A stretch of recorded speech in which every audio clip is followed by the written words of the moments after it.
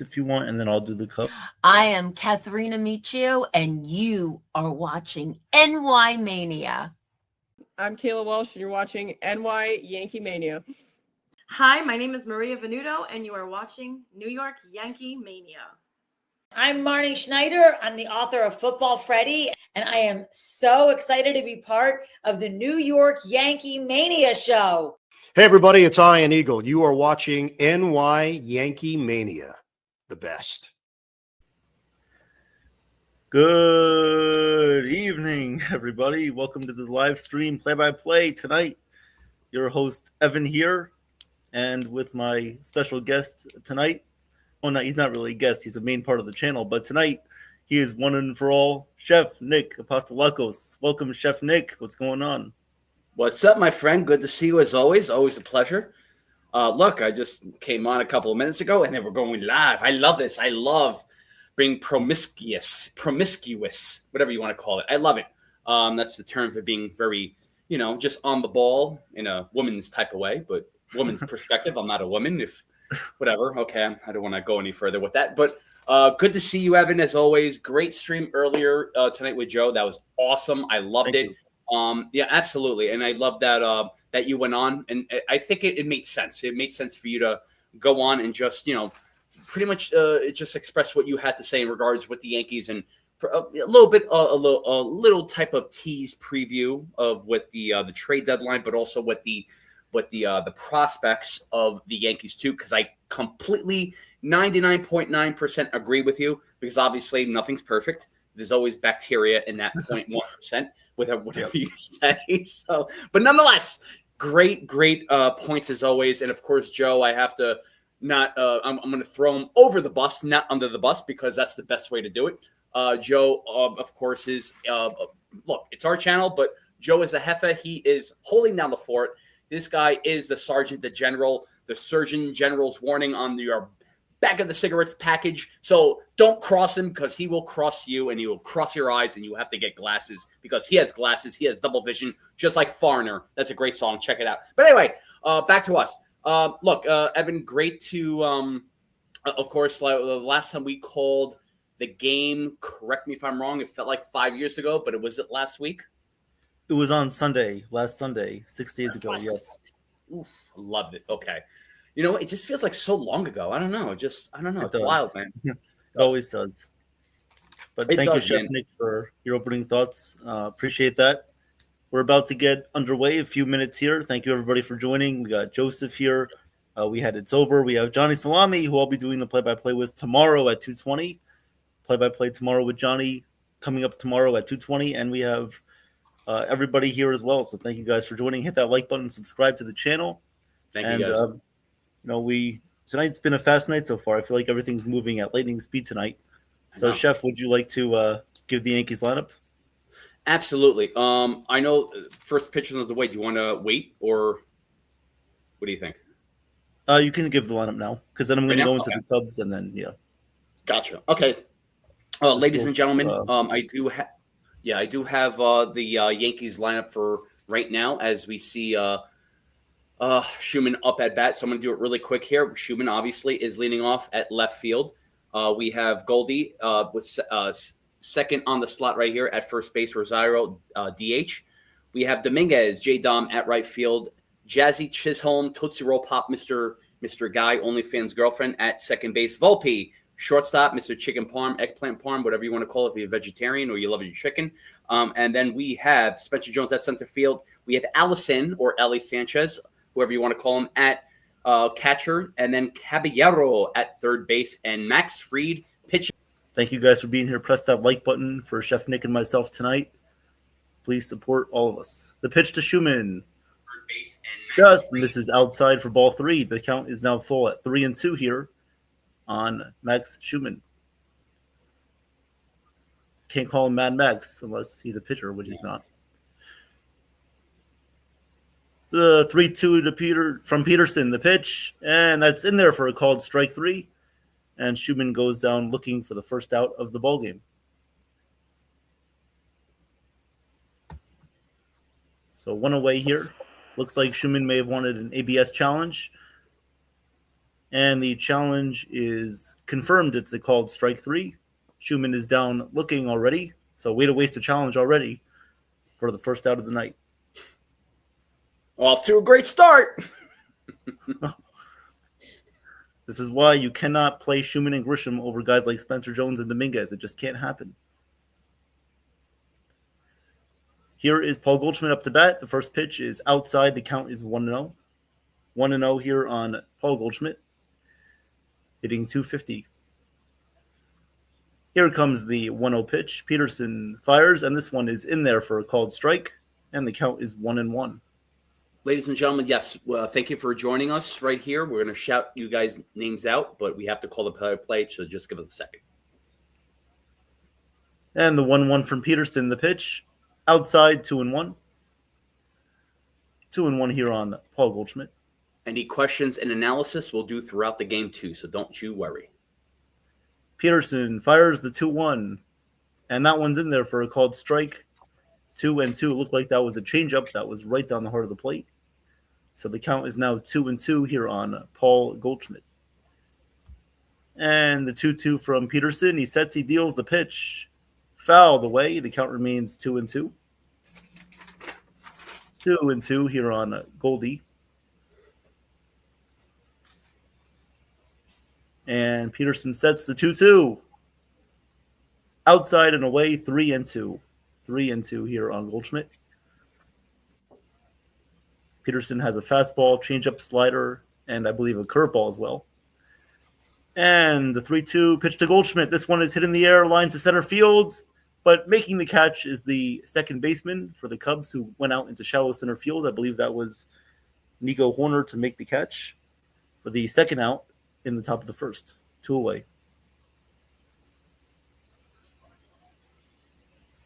So 2 outs in the top of the first. Rosario up right now, who hit a home run yesterday in yesterday's game. Hitting .235 on the season. And the first pitch from Peterson is a fastball that misses outside and up and away. 1-0. 1-0 here on Rosario. And the 1-0 pitch from Peterson. The pitch, and that one just catches the bottom of the strike zone for a called strike. Looked a little bit low, but Rosario doesn't want to perhaps waste another challenge as the Yankees only have one left, so the count is 1-1 here.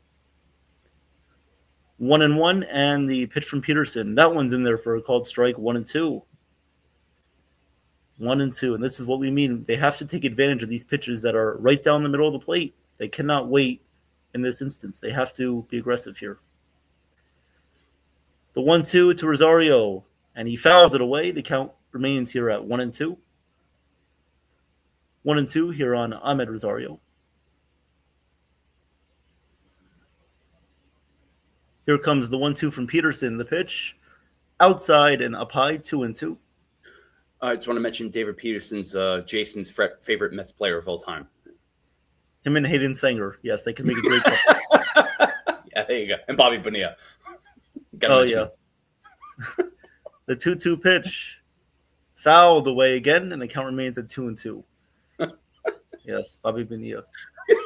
It's like an eel. It's like he has to be traded because he's an eel. But instead, he gets a $100 million contract in 10 million years. Oh, Lord. Here we go. The 2-2 pitch, and that one's fouled away again. So Rosario keeps battling here. The count remaining at 2-2 here against David Peterson. 2-2 pitch coming up to Rosario. Peterson deals the pitch, and Rosario swings and misses for strike 3. So Peterson has 2 strikeouts already in the first. And so we're going to go to the bottom of the first. Coming up for the Cubs will be Picro Armstrong, Seiya Suzuki, and Alex Bregman. So speaking of that, I'll give the Cubs lineup right now before we have Chef Nick take over, and he'll give you guys his analysis, and we'll say hello to the chat again. So leading off for the Cubs tonight is going to be Picro Armstrong, hitting .283, playing center field. Batting second will be Seiya Suzuki, playing right field tonight for them. Batting third is going to be the third baseman, Alex Bregman. Batting cleanup will be the catcher, Carson Kelly. Batting fifth will be the first baseman, Michael Busch. Batting sixth will be the second baseman, Nico Horner. Batting seventh is going to be the left fielder, Ian Happ. Batting eighth, the shortstop is Dansby Swanson. And batting ninth, DHing, is going to be Triantos, whoever that is. And then on the mound for the Cubs tonight, as we already know, is David Peterson with a 5.74 ERA. So there you guys go. Thank you for being here. Press the like button, subscribe. Also, really quick before Chef Nick goes, today is my 1-year anniversary of being on NY Yankee Mania. Hey, hey now. You didn't tell me this. It's like a 1 year, a 1 year anniversary, 1 year fiscal date, calendar year sort of thing. Here you go.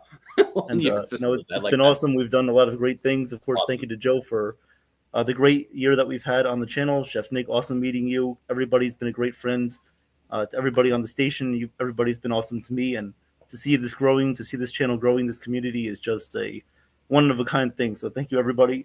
We've done amazing things such as the Super Bowl. We've done the WBC. We did the All-Star Game. Jason did the NBA Finals, and a lot more coming up. So thank you guys for being here. Press that like button again and subscribe to the channel. And now Chef Nick can take it away. Yeah, I'm gonna jump out of a cake for you, man. Oh my goodness, you should have told me something. I would have like sent a FedEx to your house with me jumping out of a cake and saying, "Hey, this is kosher." You can eat it. No, but also too, you mentioned this. We'll get to the analysis throughout the whole game because I know the play-by-play is more important. This is what we do. But with that too, Evan, in 2 or 3 weeks, this is gonna be my 1-year anniversary. Also too, so I think maybe we should have a collective type of party, and it's on Joe's dime. So Joe's paying for everything. So. Yeah, Joe, got ready for it. Yeah, he is. He owes us. Anyway. All right, so Max Fried is on the mound tonight. Love you, Joe. For the Yankees. And leading off is PCA, Pico Armstrong. And the first pitch from Fried is in there for a called strike, 0-1. Just want to shout out Terrence. What's going on, Terrence? Thank you for being here, my friend. Terrence, good to see you. And the 0-1 pitch from Fried. And this one is down low, and the count is now 1-1. My Houston Rockets guy. All right. Love you, Terrence. Yes. Big Rockets fan. 1-1 is the count to PCA. No score here in the bottom of the first inning. And Fried sets the 1-1. Swung on and missed, and the count is now 1-2 here on PCA. Hey, Mighty Funny, thank you for being here. Hey, Mighty. Yep, Joe will keep you guys updated on all the trades, latest rumors for, obviously around the league. We heard that Luis Arraez and Heliot Ramos were not in the lineup for the Giants, so that could lead to something. So we'll see about that. Joe will keep you guys updated.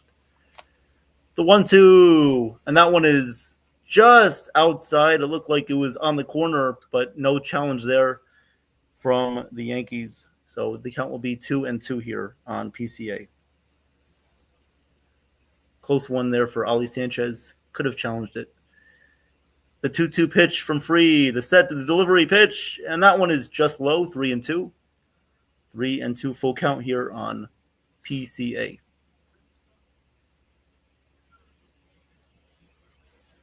So 3-2 full count, bottom of the first inning, no score in Chicago, Wrigley Field. Very nice stadium, by the way. I've been there before. Love it. Yep. Been there too. Yep, it's awesome. The 3-2 pitch fouled away, and PCA stays alive here. 3-2 count.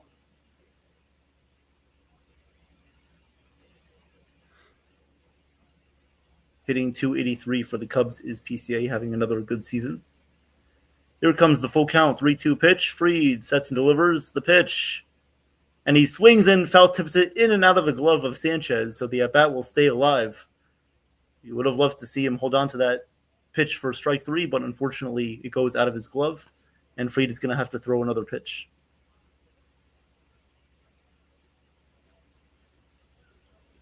One of those frustrating moments. You want to see a catcher upgrade, hopefully, within the next couple of days, and we'll find out if that's a true statement coming up. See what moves the Yankees make. So the count is still 3-2 here on PCA, and Fried is ready for the delivery of the pitch. And this one misses down low for ball 4. So PCA works a walk here to lead off the bottom of the first inning. Ladies and gentlemen, thank you for tuning in. You are rocking with the best Evan and Chef Nick calling it like it is. Here we go. Yes. All right, so batting second here for Chicago, we see Seiya Suzuki. The first pitch to Suzuki is down low, and the count is 1-0. 1-0 here on Seiya. Seiya hitting .270 this year.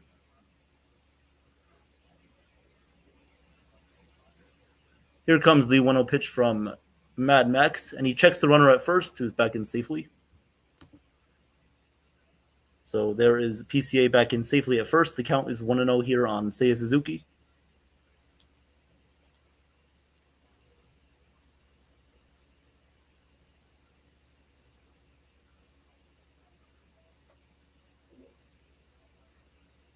And the 1-0 pitch to Suzuki is a fastball that's in there for a called strike, 1-1.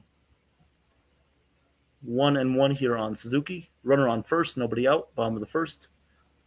No score. We're going to have scoreboard updates for you guys throughout this live stream, so stay tuned for that as well. And here comes the 1-1 pitch. Free deals, and this one is swung on and missed through a fastball up high in the zone. The count is now 1-2. 1-2. And of course, we'll have a small post game after this as well. An analysis throughout the whole game. I think it's very important with the analysis to connect everything that's going on in game live to pretty much what we think about with the Yankees or offense and stuff like that. I think it's better to do that. So now we're focusing on the play-by-play with Evan, doing a good job so far. So welcome everybody. Good to see you as always. Everyone in the chat, everyone in the community. God bless you if you sneeze, baby. Here we go. And the 1-2 pitch is down low in the dirt. It gets away from Sanchez, so PCA will go to second base there on that wild pitch. So 2-2 count, and PCA is at second base. The 2-2 pitch from Mad Max, the pitch, and he just misses off the inside corner of the plate, and that count is now 3-2. 3-2 again, full count on Seiya Suzuki. This is a right-handed dominant lineup from the Cubs, and they usually do well off of left-handed pitchers, as I mentioned earlier today. Nope. The 3-2 pitch is a ground ball to second base. Right there is Jazz. He throws to first, and Seiya is retired for the first out, but PCA will go to third base. So runner on third base, one away here. The Cubs have a chance to score first in tonight's game.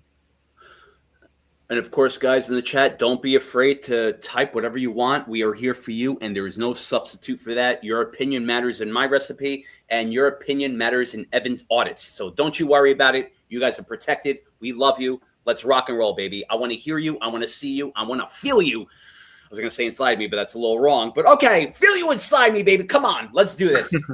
You're rocking with me and Evan. Uncensored, baby. Let's go. And there's a pass ball from Fried and a wild pitch, and PCA will go and score the game's first run. So as Joe predicted, the Cubs score first after a shutout yesterday. I mean, come on! That's a combination between Fried and Sanchez. You have to be on the right page when you're talking about pitch mixes. And right there, that curveball looked like just got away from Sanchez. Stop bouncing balls, Fried. You're not playing basketball. The 1-0 pitch is inside, and the count is now 2-0 here on Alex Bregman. So Cubs have a 1-0 lead. Here comes the 2-0 pitch from Mad Max, and this one is hit in the air to shallow center field. Spencer Jones is under it, and he makes the catch for the second out of the inning, 2 away.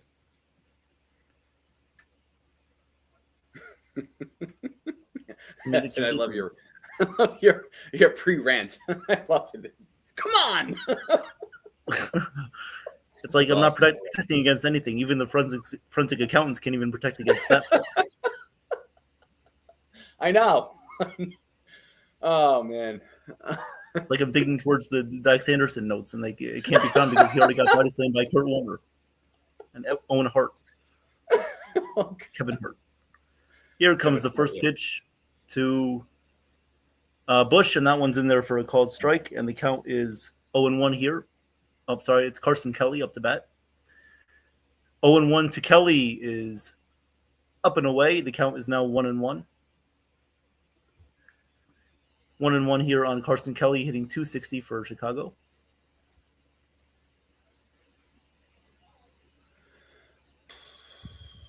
And the 1-1 pitch on the way. Free deals, and this one is fouled away, so the count is now 1-2. Come on, Fried. Come on, baby. Come on. Pitch count is at 20 right now for Max Fried. Cubs have a 1-0 lead on a wild pitch. 1-2 count here to Kelly. 2 outs, bottom of the first. And Fried sets for the 1-2. Kicks and deals the pitch. Lined foul. And the count remains at 1-2. You see the wind there in Chicago always present. That's why it's called the Windy City. Yeah, it blows. So You got the Great Lakes, Michigan, right there, river across the border there. So that's why they got the wind. Too. Yep. And the 1-2 is down low. The count is now 2-2. 2-2 here on Carson Kelly.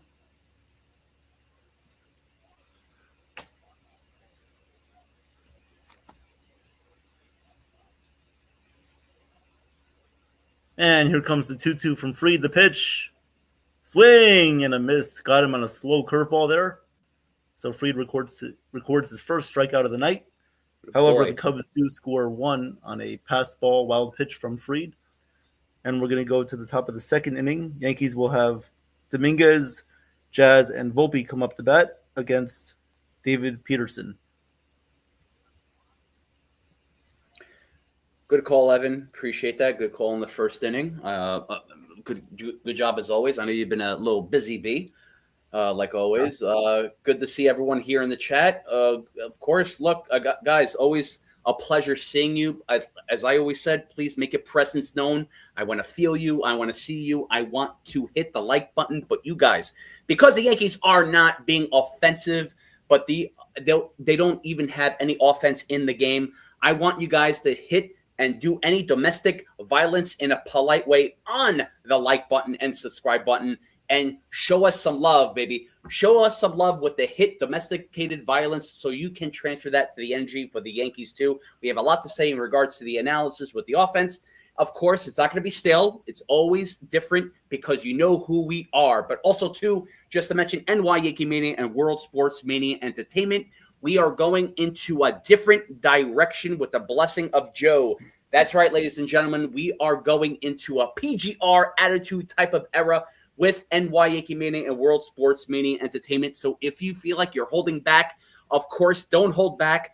Unleash the beast. Clean your pipes. Whatever you want to do, it does not matter. We are here for you. Of course, no F-bombs, no religious or political jokes, of course, but you can still be yourself. And me, Evan, and everyone in the crew will protect you, of course, if you're respectful. This is the route we're going, and I love it. And no matter what, you will not be canceled. So welcome, everybody, to NY Yankee Mania with me and Evan, of course, rocking and rolling and rocking with your crock pots out, baby, because this is how we do it each and every day, every second of the day, no matter what, because we are here for you. And Evan, there's no substitute for that unless you have an allergy or for religious reasons, which we'll not talk about. But anyway, welcome, everybody. Here we go. The first pitch here in the top of the second.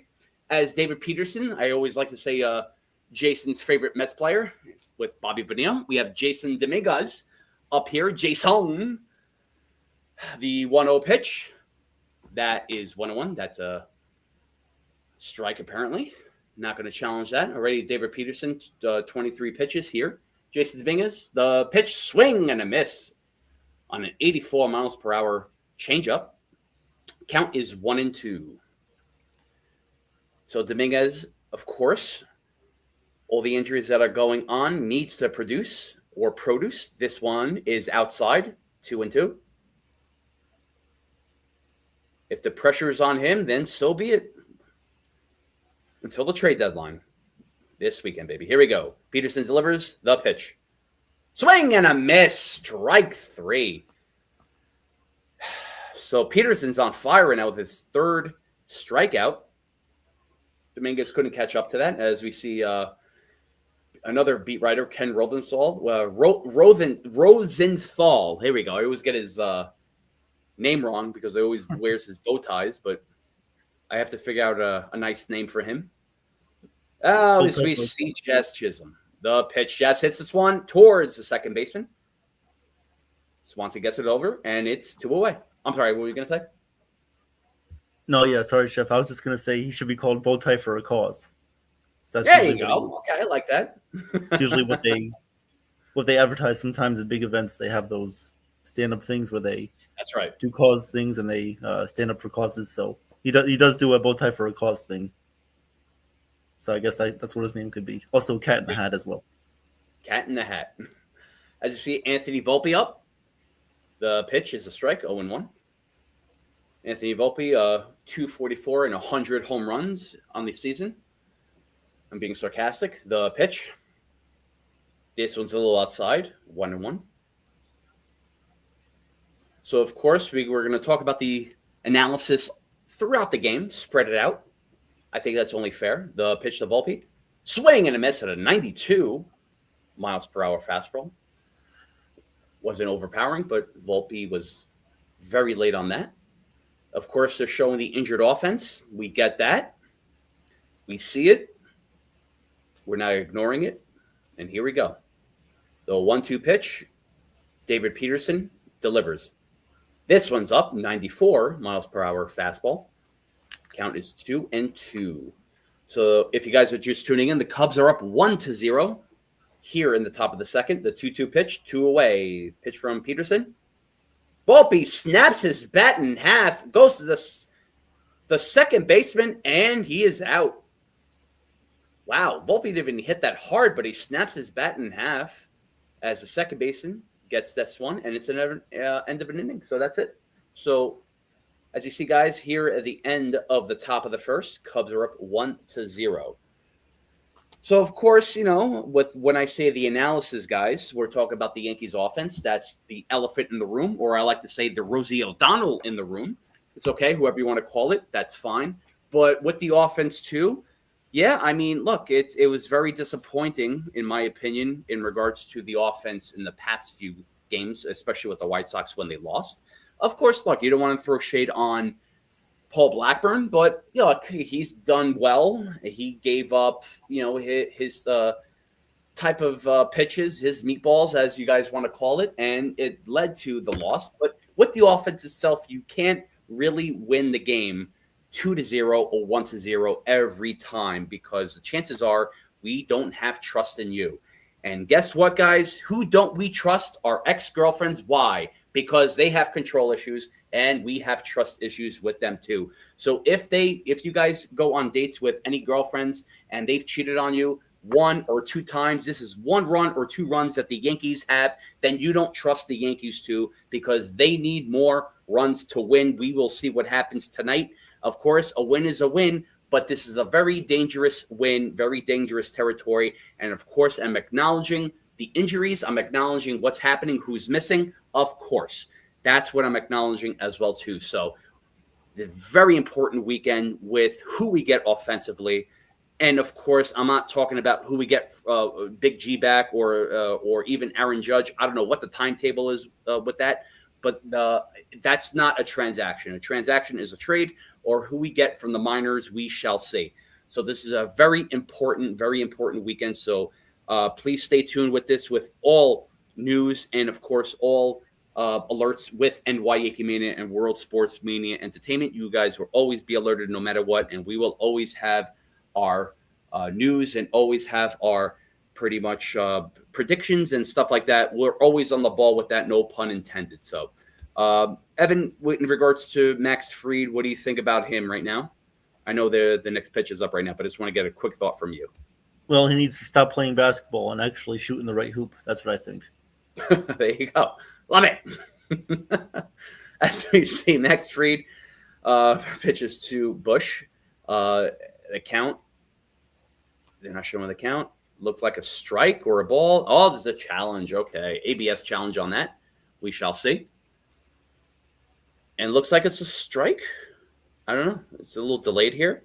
Call overturned. It's a strike. Okay. Good challenge by Ali Sanchez. I got to stop calling him that. Here we go. The 0-1 pitch to Bush. Bush hits this one towards center field. Jones gets under it. 1 away. So good 2-pitch at bat for Bush. And now we have 1 away. Yeah, that's right, guys. Yankees need to step up. There's no really any, again, no hidden secret with that. But we can say that every game, but they haven't. Unless it's 2, 3, or 4 runs. And then we have to pretty much rely on the starting pitching or the bullpen. That's not good. Dangerous time. That's what I always mention. Here we go. The pitch to Nico Horner. Strike. Look a little low, but I'll take it. 0-1. And, of course, we can always say everything about who we need to get trade-wise, but we're going to save that for tomorrow. We have a lot to say. Of course, me and Evan have a lot to say in regards to that, so we're going to save it. But we were going to touch upon the Duvall trade a little bit throughout because it happened. So let's go. Here we go. Fried delivers. Swing and a miss. Beautiful pitch at 91 miles per hour. I believe that was a sweeper. I didn't say that, but it looked like a sweeper. They're not showing the pitch, the type of pitch, but it looked like a sweeper. But anyway, count is at 1-1. So Nico Horner sets and Fried delivers. The pitch, swing and a miss. Beautiful pitch with a changeup. There we go. And now it's 1-2.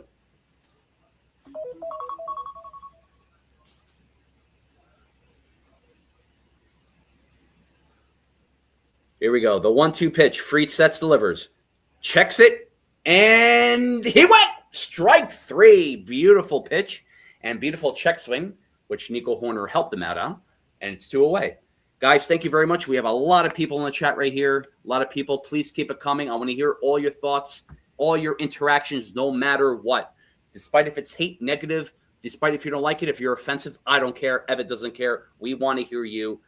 We're going in another direction with NY Yankee Mania and World Sports Media Entertainment. Bring it, baby. The pitch to Happ. Here we go. Ian Happ. And that's outside. 1-0. Happ, of course. 18 home runs, 48 RBIs, but a .219 average.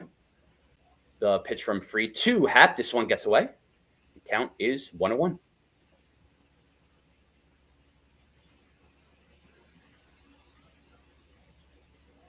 Of course, guys, we're going to be doing our analysis. If you just tuned in throughout the whole game, of course, touch upon the Duvall trade, not fully, because we have a whole 2 days for that. Here we go. The pitch. Swing and a miss. Beautiful curveball by Fried. Count is 1-2. So we have tomorrow the majority of the whole crew. Me, Evan, Jason, Sean, Johnny Salami, Joe, Nathan. Charles will be on tomorrow, hopefully. The pitch, here we go. Fried sets, delivers. Fouled off his upper leg. Count remains at 1-2. Preview show to the trade deadline, so we don't want to spoil any type of, thoughts and stuff like that. But again, with Duvall that happened today, we have many thoughts with that. I do too. Very happy about that. But I'll explain that later with the postgame. The pitch outside 2-2.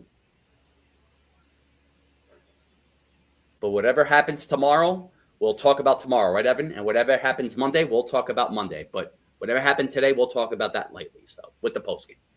Yes. The pitch from Fried to Happ. Happ checks this one and it's fouled away. Count remains at 2-2. Again, guys, good to see you. Please hit like, subscribe, smash it. Domesticated, polite violence in a beautiful way. Show some transfer of energy with this domesticated violence in a polite way for the Yankees offense so they can win this game. Here we go, Max Fried. The pitch, 2-2, 2 outs, bottom of the second, 2-2s all around. All even. The pitch, fouled away. Count remains at 2-2. Bottom of the second, 2-2, 2 outs. 2s all around, deuces all around.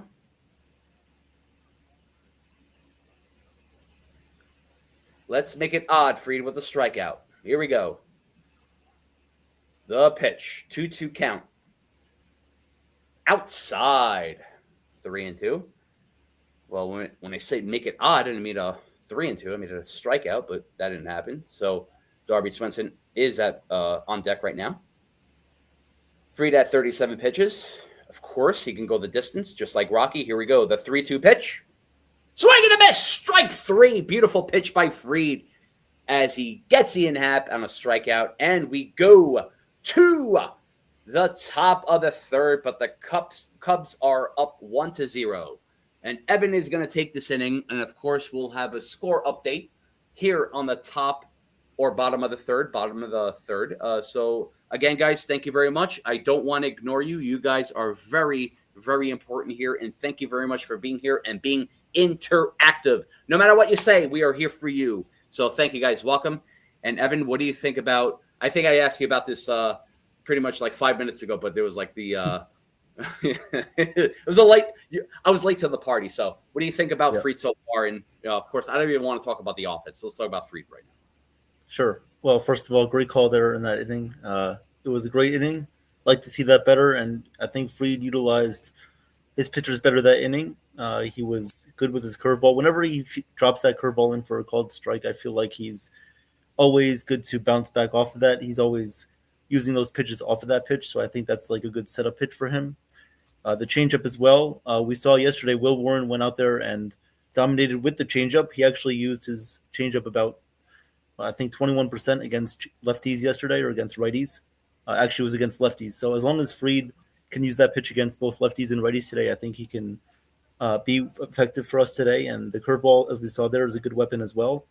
And just locate that fastball. When he locates the fastball, locates the 2-seam, 4-seam fastball, I think he is also getting in the right zone mentality of throwing strikes and getting ahead of these hitters. That's what's going to be all about today. Unfortunately, already allowed that one run, but as long as he can maintain what he did in that inning, will be fine for the rest of the game. But it's going to come down to this offense. Chef and everybody in the chat, it's going to be about how the offense approaches David Peterson. Like we said earlier, the Yankees need to be more aggressive when they're, seeing a first pitch fastball. They need to, take their pitches as well if Peterson is a little bit off the plate, because Jason's watched a lot of Peterson. I've seen a lot of David Peterson too. When that slider is on, he is a very good pitcher. And the Yankees need to sort of balance their approach based off of that pitch and see what they can do about that. So thank you for that, Chef. Great call in that inning. And we're going to head to the top of the third, where we'll see Spencer Jones lead off, and then we'll see Ali Sanchez and then Jose Caballero. Want to welcome in Kelvin Jennings to the chat. What's up, Kelvin? How you doing? Good to see you, Kelvin. Good to see you, brother. And also Nathan as well, who's tuning in from his friend's 33rd birthday party.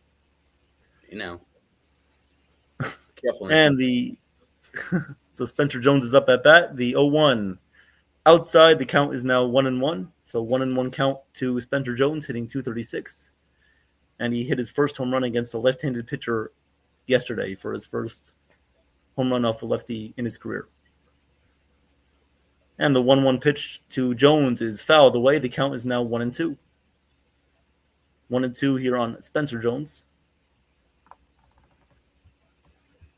We'll get to everybody's comments in a little bit during the inning breaks. The 1-2, and Jones bounces this one foul outside of third.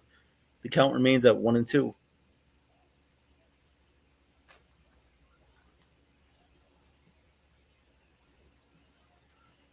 Here comes the 1-2 on the way. And Peterson deals, and the pitch is inside. The count is now 2-2. 2-2 here on Spencer Jones. 2-2. Top of the third. Here comes the 2-2 from Peterson. The pitch. Swing and a miss. And right there was Peterson's slider, getting Jones swinging for his fourth strikeout of the night. And there's one out in the top of the fourth. Yankees need to stay on top of that pitch. At least foul it off. Don't let Peterson beat you several times with that. So 4 strikeouts already in the top of the third. And the first pitch on the way to Sanchez is up high, 1-0. 1-0 here on Ali Sanchez. Peterson deals the 1-0 pitch. This one is lined. Fair ball down the first base line. It kicks off the sidewall. Sanchez will stay at first base for a 1-out single there for Ali Sanchez. And that's the right approach that the Yankees need to have in every at-bat. Good work by Ali Sanchez there. So he reaches first base there with a single down the first base line. Did not go into the corner. It bounced off the side wall, so Ali Sanchez has to stay at first base. So the first hit of the night for the Yankees right there. And now that will bring up Jose Caballero hitting .239 in the 9-hole tonight. We didn't need a catcher. I think we're good with Allison Sanchez, right? Yeah, we're perfectly fine with that. And the first pitch to Jose is up and away, 1-0. Hopefully people don't take us seriously on that. Oh, probably will. Yeah, probably will. Unless if you write the Declaration of Independence, you probably will. And they change it. How dare you? And the 1-0 pitch is in there for a called strike. Oh, Lord. 1-1. And the Constitution. Yeah. The commandments, too. Thou shalt not make fun of judge. How dare you? The 1-1 pitch is swung on and missed, 1-2. 1-2 here on Jose Caballero. Here comes the 1-2 on the way to Caballero. Peterson deals the pitch. Swing and a miss. Struck him out on a fastball up high. And there's 2 outs. Of course, this happens every single time the Yankees face this guy. Every single time.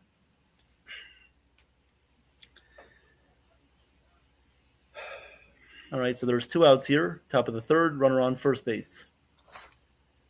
And that will turn over the lineup to Max Schumann. Here comes the first pitch to Schumann. And this one is ground ball to shortstop. Right there is Swanson. He throws to Horner. And right there is the last out of the inning. So Sanchez is out at second base. And that'll do it for the inning. So the Yankees get 1 hit, but they do not score per usual. So we're going to go to the bottom of the third. And before we go any further, I'll give you guys the scoreboard update for today's games around the league. If you have not watched the games. Yep, no problem, Chef. All right, so currently right now you're hearing Chef Nick and myself. Cubs lead 1-0 over the Yankees going to the bottom of the third. In the bottom of the fourth inning, the Pirates lead the Reds 3-0.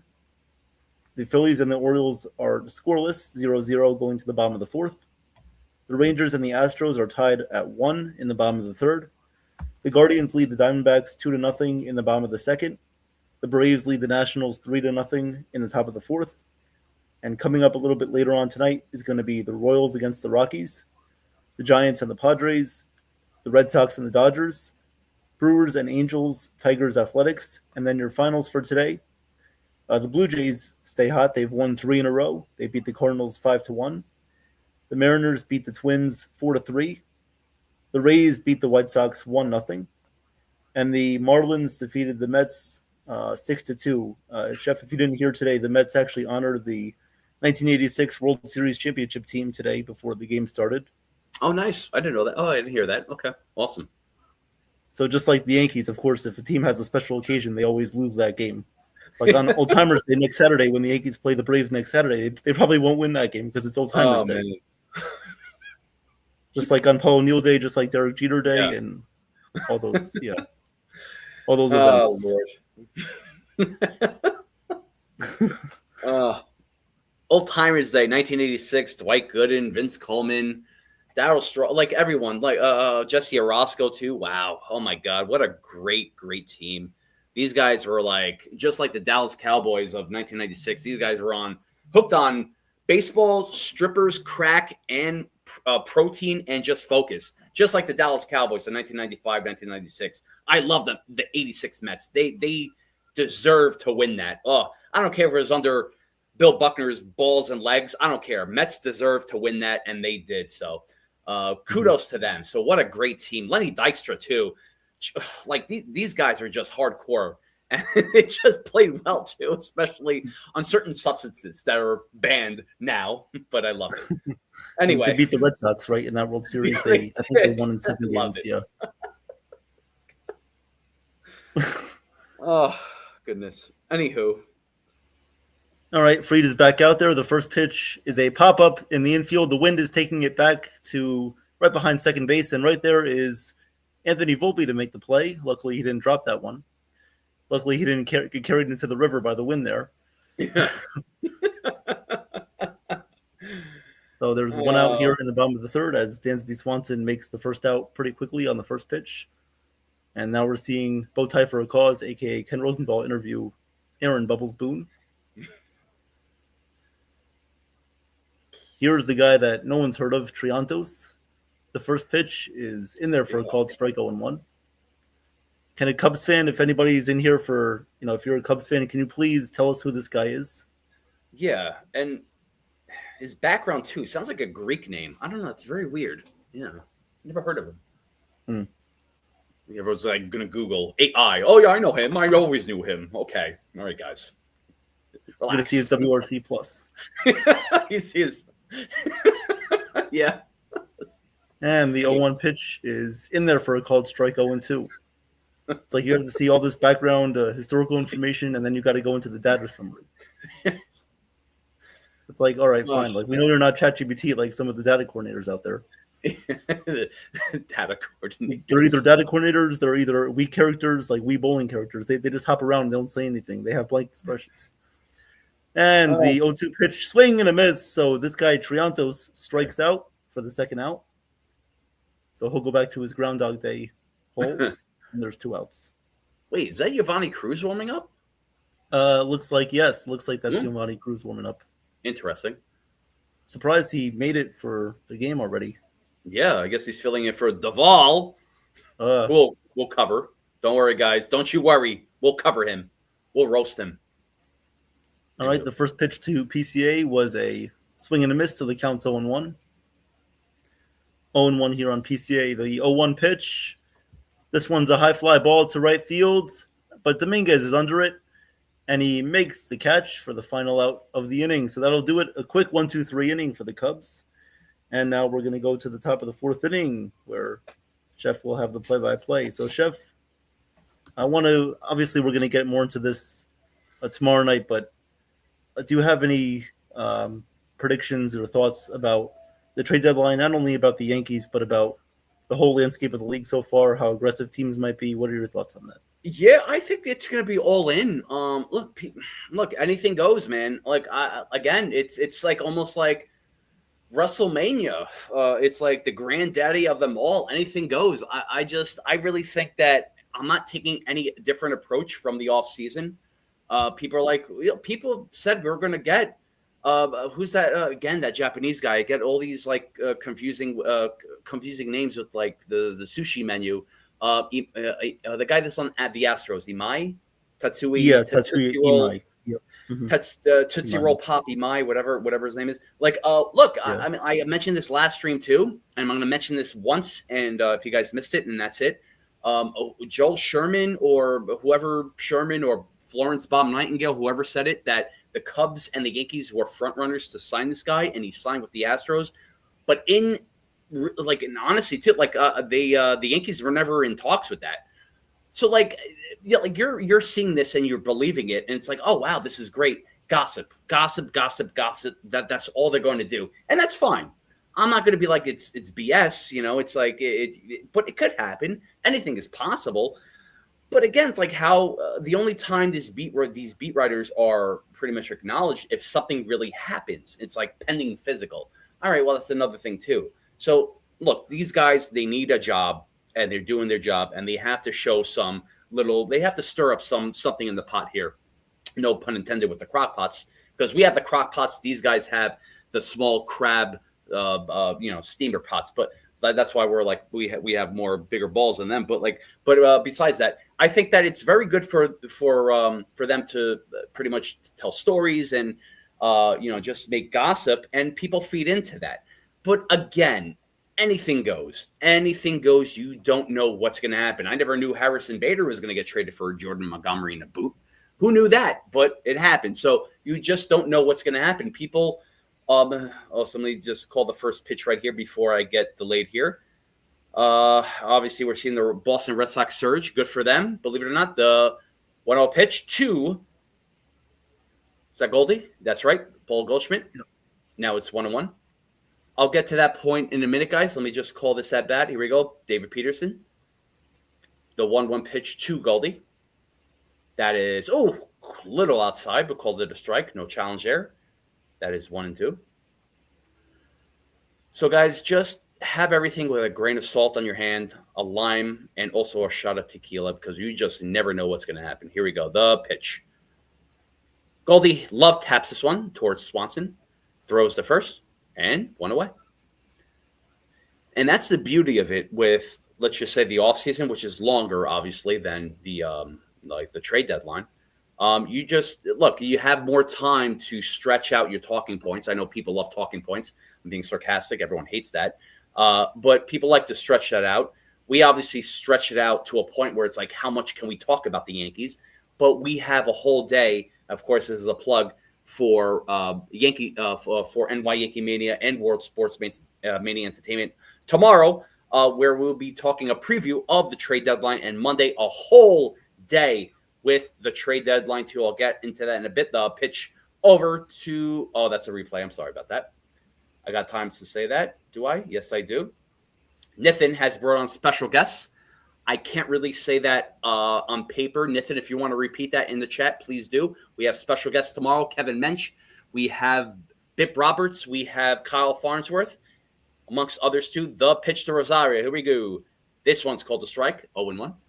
And we have others too. Of course, us too. Evan, Nithin, myself, Sean, Johnny Salami, Joe, and of course, Jason. That will be on in the later stages of the trade deadline. The pitch, here we go, to Rosario. That is outside 1-1. So please keep in tune for that. And of course, Monday night, me and Evan will be calling the play-by-play game to cap off the whole day, as everyone will be sleeping. The pitch. Rosario hits this one. It's fouled away. Count is now 1-2. So big weekend or big few days coming up right now. So stay tuned for that. Everyone's a big part of this channel. So everyone else that's content creators on another channel, please be scared. Don't worry. Don't troll. Here we go. The pitch. Swing and fouled away. Count remains at 1-2.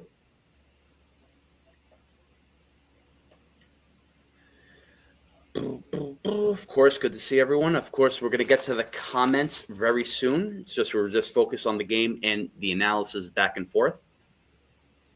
So please be patient if you're in a doctor's office. Here we go. The 1-2 pitch to Rosario. Peterson sets, delivered. This is bounced almost towards the home plate. That is 2-2. So already at the top of the fourth, and the Yankees have 0 runs. That is very problematic against David Peterson. Jason, back me up on that, right? Here we go. The pitch. Rosario taps this one towards Swanson, towards the first, and that is out. Swanson's been very busy with love taps, not even hard grounders. So now there's 2 away here in the top of the fourth. This is just incredible, man. I don't know. Like, look, if people are like, oh, we need like a reliever, we need a starting pitcher. People are talking about Tariq Skubal. I think it doesn't. Here we go. The pitch to J. Dom. J. Dom pops this one up right behind home plate. Not going to get it. 0-1.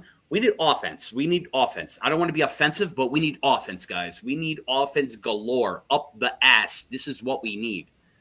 Does not matter if we're up 1-0, 2-0, down 2-1. This is not good. It's a dangerous time. Very dangerous time. And I'm not. The pitch to J. Dom. This one's popped away. Count remains at 0-2.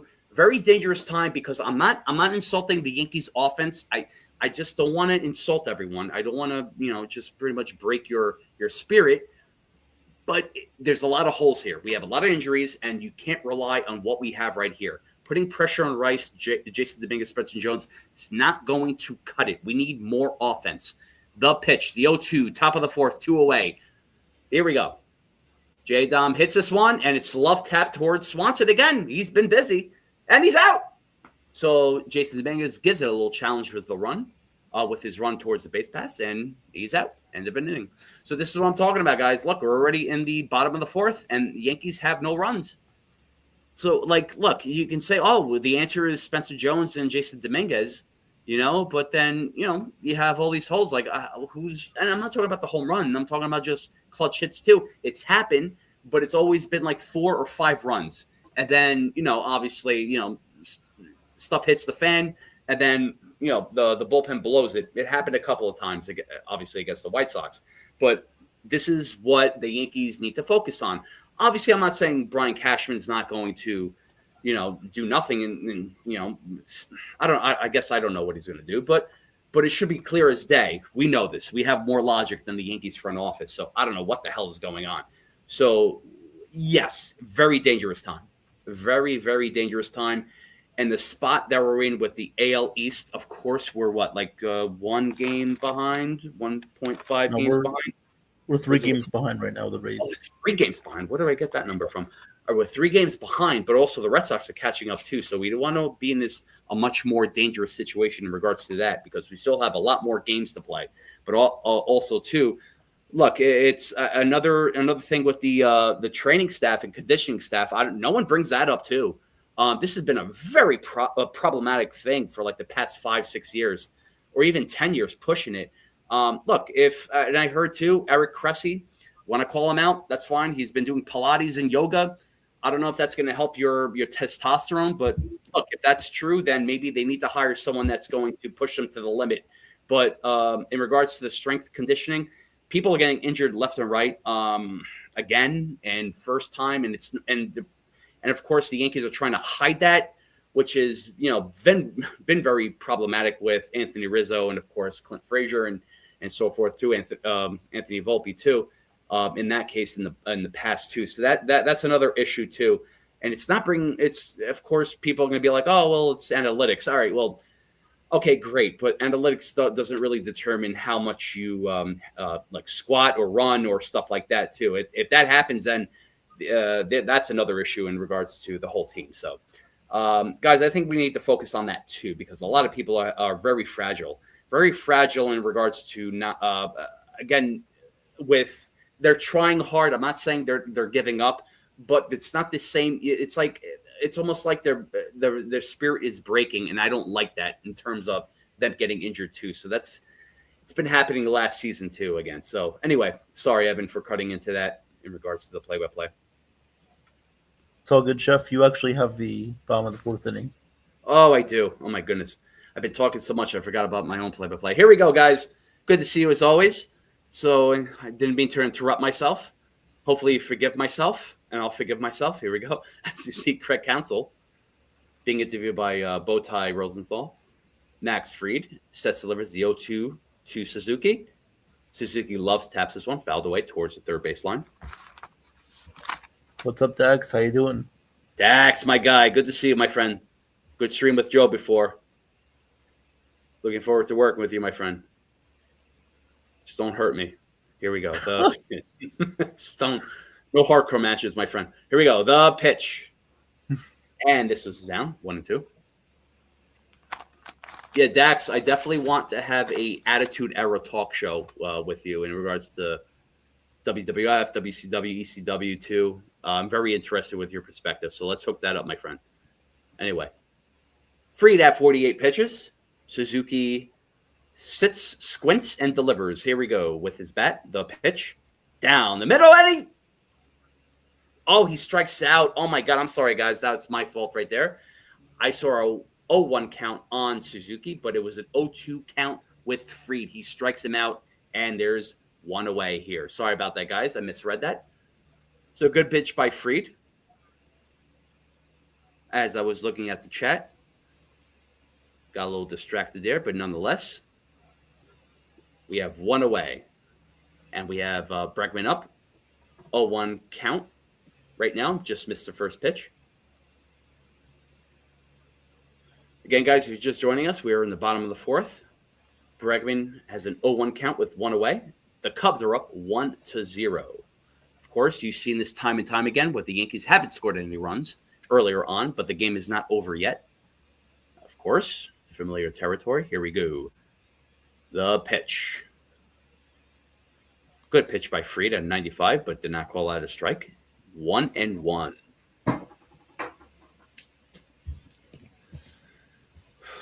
Well, I don't know, man. Celia, I don't know. I really don't have any answers with the catching position right now because it's just a mess. The pitch. Here we go. Bregman hits this one over Cabby's head. and he has a single. Almost got it. Bregman has a base hit, and we have a runner on first with one away. So I guess what's the logical thing to do to keep it 1-0 because the offense isn't working tonight? Obviously, the catching position, the catching depth is like shot. It's like down in the diarrhea toilet. If you have that virus that's causing you diarrhea with the lettuce, here we go. The pitch that is fouled away. It's pretty much how the catching situation is right now with the Yankees. It's pretty much if you eat like spinach or berries and you have to have diarrhea craps the whole week, this is pretty much the catching situation. But nonetheless, we traded Duvall for a catcher in the Dominican League, so he should be ready in about 8 years. Anyway, here we go. The pitch. 0-1. Fried delivers. Beautiful pitch by Fried with a curveball that is down the middle at 75 miles per hour. Good changeup with that speed. And it's 0-2, baby. 0-2. Come on, Fried. Keep it at 1-0 here in the bottom of the fourth. Yep. That's all they can do. Here we go.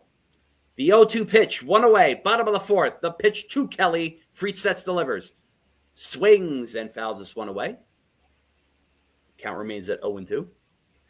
And again, guys, just to put a little more positivity in the chat, Yankees have gotten runs late in the later stages of the game, like in the 8th inning. But look, we have to be patient. This is just the way it is. The 0-2 pitch, bottom of the fourth, one away. Fried sets, delivers. Fouled away, again, towards the first baseline. Count remains at 0-2. Oh, Lord. Okay. Yep. Just par for the course. It's like they're bowling. So slow. Come on, man. Hey. No, I'm bowling's a nice sport. Anyway, here we go. Count. Here we go. Swing and a miss. Strike 3. Cut your hair. Brush your hair. You're out of here. Good pitch by Fried. Oh, look at that. He had 5 Ks. If he had 3 Ks, he'd be a racist. Oh, my goodness. The KKK. Anyway, there's 5 Ks. Anyway, so 5 Ks by Fried as he strikes him out. Now we have 2 outs here in the bottom of the fourth. Again, guys, thank you for tuning in. Of course, this is an uncensored show. No family channel. That's out the window.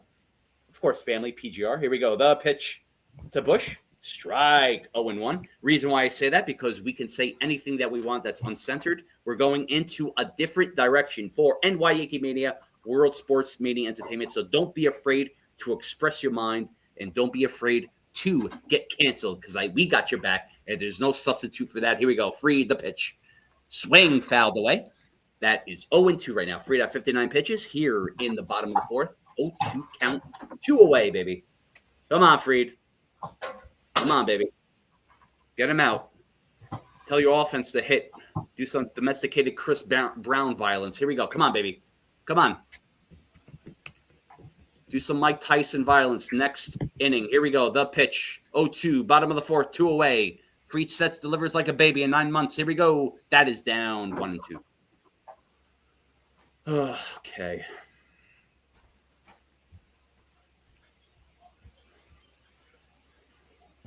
Yeah, we're trying to make this exciting, even though it's been lackluster so far from both sides of the spectrum here. Here we go. The 1-2 pitch, bottom of the fourth, 2 away. This one just missed. Fried was going to walk off the mound. Thought that was a strike as he half clenches his teeth, as I would too. But now it's 2-2.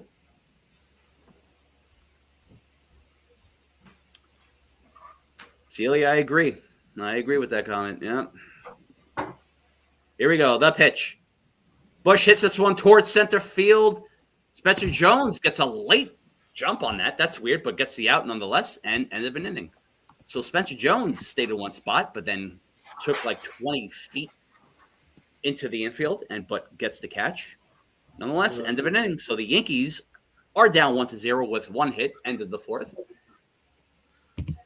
Again, you want to see the Yankees do something if their game plan. We always talk about the same thing day in and day out with their game plan. If hitting's not working, be pesky, man. Be pesky like the Marlins. Be pesky like the Red Sox. Look what they're doing. This is what they got to do, but they're not doing it. So, again, I'm not a baseball player. I'm a chef, but look, this is what you're getting paid to do.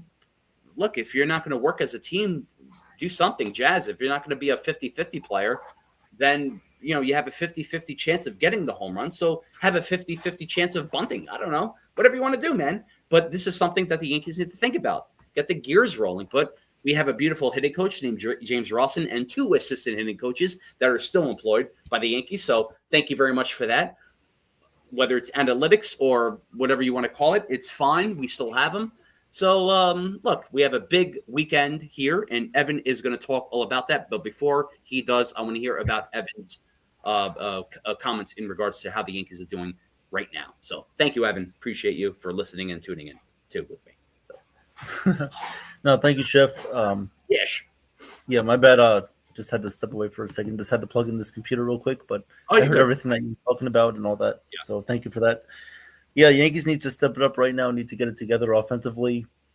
This is just what they don't do consistently. They don't get runners on base consistently. They don't situational hit effectively. And, this is just a common thread with this team. It's like they don't get things going until the 7th, the 8th inning. I mean, It's just crazy that sometimes they can have these trends where, they hit a couple of home runs, but other than that, they don't do anything. They don't get anybody on base. And then they just look like they're, I don't know if it's about not trying. It's probably just not being able to adjust to what the pitcher is throwing at them and then having different guys come in and all that. But they need to work these counts better. They need to try to at least get on base better. Try to make contact and get runners on base. That's what it's all about. It's just they always have trouble with lefties on the mound most of the time at least.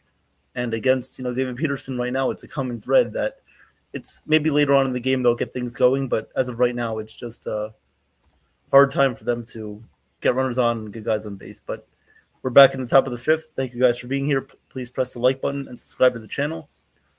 Always trying to get to at least 20 to 25 likes. So thank you guys for being here. And here's Jazz Chisholm. The 0-1 pitch is in there for a called strike 0-2. 0-2 here on Jazz Chisholm, who was 0 for 1 tonight with a ground out in his first at-bat. 0-2 pitch on the way here from Peterson, who's at 60 pitches here in the top of the 5th inning. Our only hit so far was Ali Sanchez, a single. And the Cubs are up 1-0. The 0-2 to Jazz. The pitch, swing and a miss. Struck him out on his slider. Not even a competitive at-bat. A non-competitive swing. And the 6th strikeout for David Peterson. There's one away. This is a guy that I wouldn't mind seeing being traded in a couple of days. Yeah, it'd be great. Yeah, for a Dominican guy in the coast. I would even take a chef at this point. Hey, I love that. Me, let's do that. I'll get traded for Jazz. I'll do a better job than him. Thanks, Evan. The first pitch to Volpe is a ground ball to third base. Bregman fires, and there's 2 away as Volpe grounds out on the first pitch. And there's already 2 outs in the top of the 5th inning. Awesome. On 4 pitches. Hey, Evan, I'll do a better deal. How about Yes. Rafael Montero? I brought him up in the text. How about him? He hasn't come to the U.S. Not yet. He's still stuck on a raft, right? There you go. That was your joke. You get the spotlight on that. I'm going to tell this joke for the next couple of days. He's still stuck on the raft. He can't come to the U.S. Here we go. Spencer Jones up to bat. The first pitch is up and away, 1-0. Hey, Ultra Cowboy, what's going on? Ultra, my guy. And here comes the 1-0 pitch from Peterson, the pitch. And Jones checks his swing. Did he go around? No, he didn't. And the count is now 2-0 here on Jones, 2-0.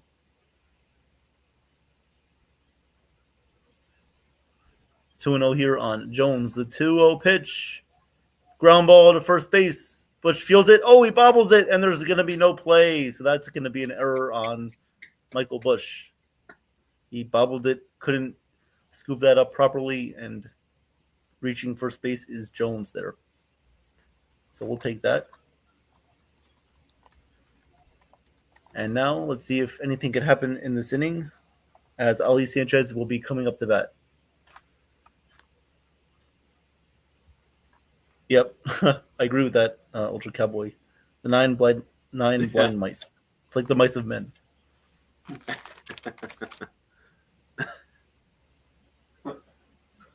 And Peterson looks back at first base. Jones is back in.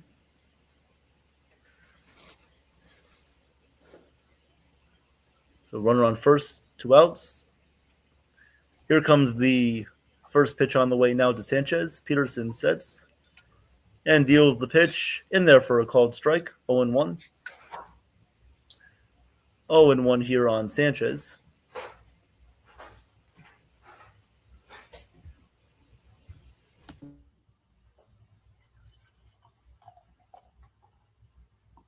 The pitch in there for a called strike, and the count is now 0-2 here on Sanchez.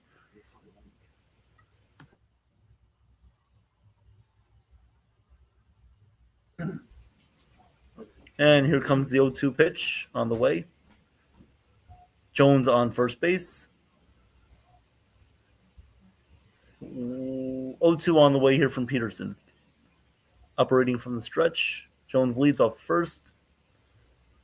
And Peterson deals the 0-2 pitch. Ground ball through the hole to right field.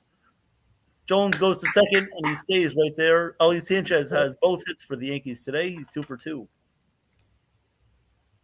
So that was a slower ground ball than I thought it would be off the bat, but it got through to right field. And Sanchez has 2 hits tonight. Love it. And Peterson left that pitch middle, but Sanchez, for the second time tonight, everybody else should be taking notes. He goes the other way with it. Inside out swing to right field. That's how you should approach this every single time you're up at the plate. And now here's Jose Caballero. The first pitch is in there for a called strike. 0-1 there on Caballero. Nice pitch from Peterson. Cabby's 0 for 1 tonight with the strikeout. Here comes the 0-1 pitch from Peterson. And he sets and deals the pitch. Fouls it away. And the count is now 0-2. 0-2 now on Jose Caballero.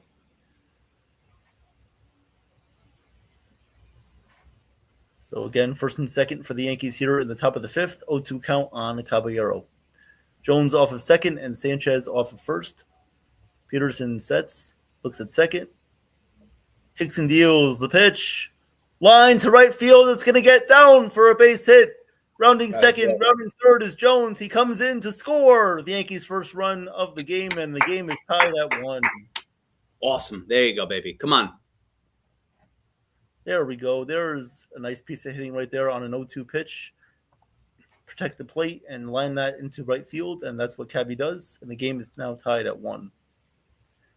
Sanchez moves to third. Cabby's at first. And now that will bring up Max Schumann going back to the top of the lineup. Perfect approach there by Caballero. Absolutely. So I'm going to bring up really quick, Evan. How do you feel about Max Schumann coming up? The name Max Schumann in this spot right here. In this spot, not too happy with it. I don't want him leading off. He shouldn't be leading off for a team that's spending over $300 million. Absolutely. Good bench player, honestly, but him coming up here, it's if he gets a hit, great. I'll be happy, but I I don't want him leading off anymore. I get your logic. Yeah, I get it. It's just we've seen too many things that the Yankees have done, the same trend, the same common philosophy that they do, and it just does not seem to work, but they keep doing it for some odd reason. I know. I know. We've seen it. I know. Yeah. We've said everything we could about it. I know. The first pitch to Schumann is in there for a called strike. Caballero going for second, and he steals second base. Attaboy, baby.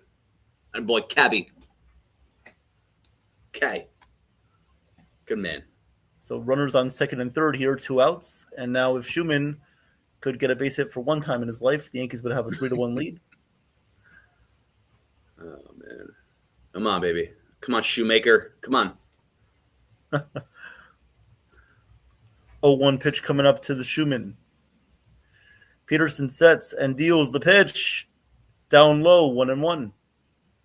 1-1 there. Good block by Carson Kelly, the catcher.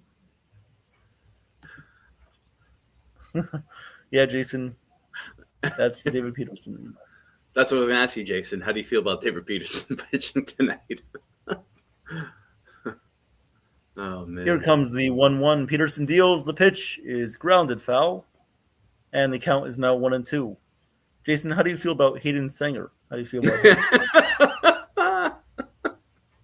him? He loves Hayden Sanger. He used to work at Whole Foods.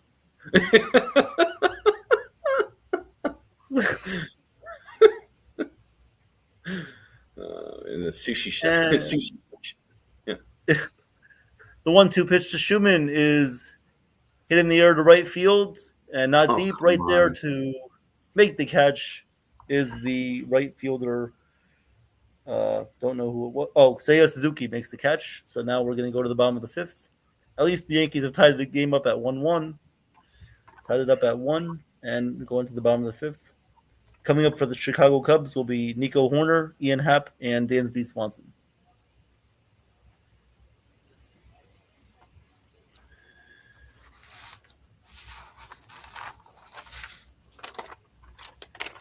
So a good inning there for the Yankees offense. At least they've tied the game up. And now we'll see how Max Fried goes back out there, responds to this rest of the game here. But thank you guys for being here. Appreciate it. We're going to have a lot of shows coming up. Of course, tonight you have me and Chef Nick doing the play-by-play. Tomorrow will be Johnny Salami and myself doing the game at 2:20. And then, of course, tomorrow night's going to be the trade deadline preview show. We're all going to give our thoughts. We're going to be giving all of our takes and predictions on what the Yankees might do and around the league as well. Should be a lot of fun. Hopefully we'll have Nathan. We'll also have Jason here and some other people as well. Johnny Salami, possibly George swinging for the fences, and a lot of other people as well. And then on Monday is the big trade deadline show where we're going to be live from 10 a.m. to 6 p.m. That whole day. Going to have guests lined up. Chef Nick mentioned some guests before. Kevin Mensch, Kyle Farnsworth. We're going to have Howie Carpin, Logan Morrison, Bip Roberts, and some more as well. So we appreciate that. Danny Espinoza as well coming on. So it's going to be like one guest per hour. We're going to have guests starting at 10 p.m. until the deadline's over. I think that there's going to be a lot of movement on that day, a lot of predictions, trade ideas, and I'm definitely going to be active on that. I will definitely talk to the guests about their ideas and their thoughts, and hopefully break some trade news as well, as we'll see the Mets make a lot of moves, the Yankees make moves, and so hopefully I will definitely be there for hopefully 5 to 6 hours, 12 to 6. I know it's a long stretch, but I'm definitely willing to do that. And then of course that night, Chef Nick and myself will be calling the Yankees game against the Cardinals that night at 7 p.m. So very excited to do that with Chef Nick. Thank you, Evan. Yeah, absolutely. Good promo right there. Of course, good call for that inning as well, too. I think this, look, in my opinion, I think there's going to be a lot of action that's going to happen between the Yankees and pretty much what they need as we go to bottom of the fifth. I'm sorry, this is your inning, right, Evan? Yes, bottom of the fifth. I don't want to call. Yeah, I don't want to interrupt that. That's okay. All right, so here comes Nico Horner, 0-1 here on Horner. Fried deals the 0-1 pitch way outside, and the count is now 1-1. 1-1 on Nico Horner. 0-for-1 on the night. And Fried is ready for the 1-1 pitch. And here we go. Fried sets and kicks and deals the 1-1. Horner lines it past Jazz Chisholm into right field for a base hit. Jazz made a lengthy extension trying to catch that ball in midair. Unfortunately, he wasn't able to get there for a base hit. So Horner has a leadoff single in the bottom of the fifth. Just missed that one. He should have been like a little kid when he tried to throw his glove out and the glove makes the catch. He should have tried doing that. Like El Duque. Remember El Duque? Yep. So here comes Ian Happ. Add a Y to the end of his name. It will be Happy. And the first pitch to Happ is a bunt attempt. It's a foul ball, and the count is 0-1. Do you remember when the batter hit the ball to El Duque and it got stuck in his glove and he threw the glove to first base? I forgot what year that was. Yeah, I've seen that highlight before. Yes. Here comes the 0-1 from Max Fried. Fried looks at first, lifts the leg, and he goes back to first base, and getting back safely is Horner. So Horner is back at first base safely, and the 0-1 pitch is coming up to Happ. Come on, Max, need to have a good inning here. Max is at 66 pitches here in the bottom of the fifth. 1-1 tie game. Runner on first, nobody out. Here comes the 0-1 pitch. Fried deals, and the pitch. Ground ball, foul. Past third base, and the count is now 0-2. Oh, Joe has an answer right here, Chef. Yeah, he said that was 2009 against the Mets. It was the day after the Mets dropped the pop-up. Okay, yep. Thank you, Joe. Appreciate that. Yeah, I remember that. Thank you very much for that highlight. Yeah.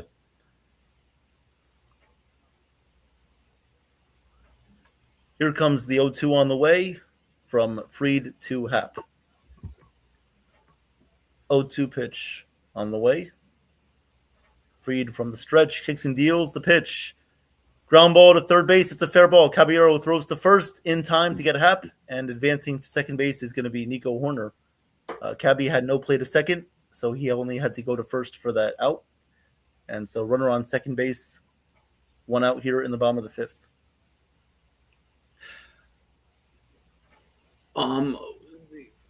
Joe, the drop pop up, was that the guy that the Mets got for the Twins, Luis? I forgot. Castillo? Do you guys remember that? Luis Castillo. Luis Castillo. He was on the Marlins when they beat the Yankees in 2009. I think A-Rod hit that. He hit a pop up and Luis Castillo dropped it for them to win. Was that that same time period? That was A-Rod. You mean when he was on Castillo, when he was on he got traded from somewhere to the Mets, you were saying? Yeah, from the Twins to the Mets. He was on the Twins, I believe. Yeah. In the same season? So he was on the Marlins 2009 when they won the World Series, and then he got signed by the Twins but got traded to the Mets. I don't remember anything after that, too. I'm sorry, Evan, I don't want to cut into the play-by-play. So the reason why Joe brought it up, too, is A-Rod hit the pop-up in the ninth inning, and then he dropped it, and the Yankees won. I don't know if that was the same series with El Duque throwing his glove to the first baseman. But yeah. Joe, if you can pretty much bring that up, that'd be great. No, I appreciate that. Yeah. So the count is 1-1 here on the Dansby Swanson 8-hitter for the Cubs. Here comes the 1-1 from Fried, the pitch, and it's a fly ball in the air to center field, not deep. Jones a few steps over, makes the catch, and Horner is going to stay at second base, so no advancement on the throw or on the catch. So runner on second base and 2 outs here for Chicago as Triantos, the 9-hitter, is going to come up to bat. Joe said that happened the night before. Okay, so it was in the same series. Sorry for cutting into the play-by-play, Evan. Sorry about that. No worries. We did see Angel Treviji was warming up in the Yankees bullpen. Looks like there's going to be a mound visit here from Ali Sanchez. 2 outs, bottom of the fifth. Of course, they don't want to give up a hit here to the 9-hitter. So just getting on the same page between Sanchez and Fried here in the 5th inning. Thank you guys for being here tonight. Appreciate it.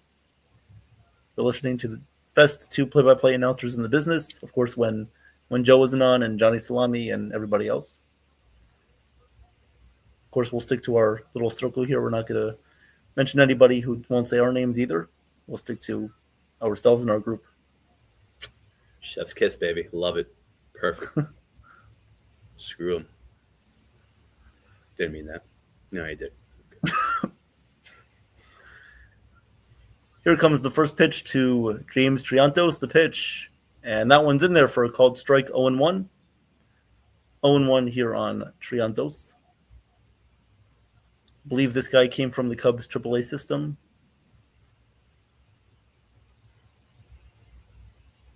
Here comes the 0-1 pitch on the way from Fried. And the pitch. Line drive in the infield. Caballero has it, throws to first. The long throw, and he gets him at first base. Nice play. Good range there from Caballero, making the play over a few steps to his left. Boy, And baby. Triantos is retired. So we're going to go to the top of the sixth. Pretty quick game so far. We've played about an hour and 20 minutes, and we are going to the top of the sixth inning. So thank you guys for being here, and Chef will give you guys the play-by-play for this next inning. Absolutely, guys. So if you're just tuning in with us, like Evan said, you are rocking with the best. So let me get to the score updates around the league. So let's go right here. Pittsburgh Pirates in the bottom of the sixth. They were up 4-1 against the Cincinnati Reds. We have Philadelphia Phillies up on the Baltimore Orioles 1-0 here in the bottom of the sixth. We have the Washington Nationals down 4-0 here in the bottom of the sixth against the Braves. We have, obviously, watching us. I have to call it out. We are rocking with the best. Yankees are tied with the Cubs, end of the fifth, 1-1. And, of course, Arizona Diamondbacks are down 2-0 against the Cleveland Cavaliers, but they're not. There are the Indians or the Guardians, but I'm always going to call them the Indians in spirit, 2-0 here in the top of the fifth. And also the Texas Rangers are down in the bottom of the fourth against the Astros, 5-3. We also have KC up here in the end of the second inning against Colorado, 1-0. And, of course, San Francisco and San Diego are warming up. Of course, they are playing against each other, the battle of the encampments of and I'm not going to go into there, but whoever wins will have the cleanup of their city. So it's 0-0. They're just getting underway. And we have Milwaukee, which is, the Los Angeles Angels. They're going to be playing late, obviously, in Los Angeles, 9:38 p.m. So that's going to be a late game. Detroit Tigers and Athletics, of course, 9:40. So we won't stay up for that because we will be calling this game, and this is what matters right here as well. As finals, we have Seattle beating Minnesota Twins 4-3. We have Tampa Bay beating the Chicago White Sox 1-0. Tampa Bay is always killing their opponents. We have Miami Marlins beating the Mets. Jason, I don't know if you saw, they beat them 6-2. And that's it for the finals right now. So we have people and teams that are playing right now live, in progress or about to play, and it's final as well too. So again, guys, you're watching us right here. This is the most important thing. We have here in the top of the sixth, we have Paul Goldenschmidt, who is 0-2 right now. David Peterson still pitching for the Cubs. The pitch right now that is outside. The best thing that we can do right now is to get a run. Obviously, there's no elephant in the room unless you're Rosie O'Donnell, I always like to say. But, of course, right now we have to do what's right. Goldie has been the unk. That's Evan's words. He brought that up. Unk. He's the uncle of the team. So let's go, Goldie. Let's get a runner on base, which is you or a home run, no matter what. We have to get this lead runner. This is down, and it is... No, it's 3-1. The count's wrong. It's 3-1. Yeah, it's 3-1. Okay. That's ball four. Yeah. Okay. That's all right. The 3-1 count. What? Yeah. That's completely No. This is messed up. That was ball four. Yeah. All right, guys. We have an issue here with Fubi or MLB TV here. Now it's 3-2. All right. Okay. We'll rock with that. Okay. 3-2 count. Sorry, guys. That was a mistake on their part. Obviously, we're reading what they show us, but Goldie now has a 3-2 count here in the top of the sixth. If you're just joining us, we are tied 1-1. The pitch, strike three. Goldie was going to go towards first. He thought that was a walk, but it's strike three. And Peterson has his 7th K of the game. Peterson is just looking lights out against the Yankees. Wow. That wasn't even a strike, by the way. That was above the zone. It wasn't even a It strike. was, yeah. No challenge there. Should have been ball four already. Former Met. Could have been an all-star, I guess. Here we go. The pitch. As Ahmed Rosario hits the swan, and PCA gets towards that. And it's 2 away, 2 quick outs. So David Peterson, Jason's favorite player amongst Bobby Bonilla and Lenny Dykstra. So he is at 83 pitches right now. Keith Hernandez, always Don Darwin. Yeah. Right, Jason? He's always going to be the one that got away. But he's pitching well right now. Here we go. Peterson sets, delivers 83 pitches. The pitch right here, that is down. Loses control of that one. Count is 1-2.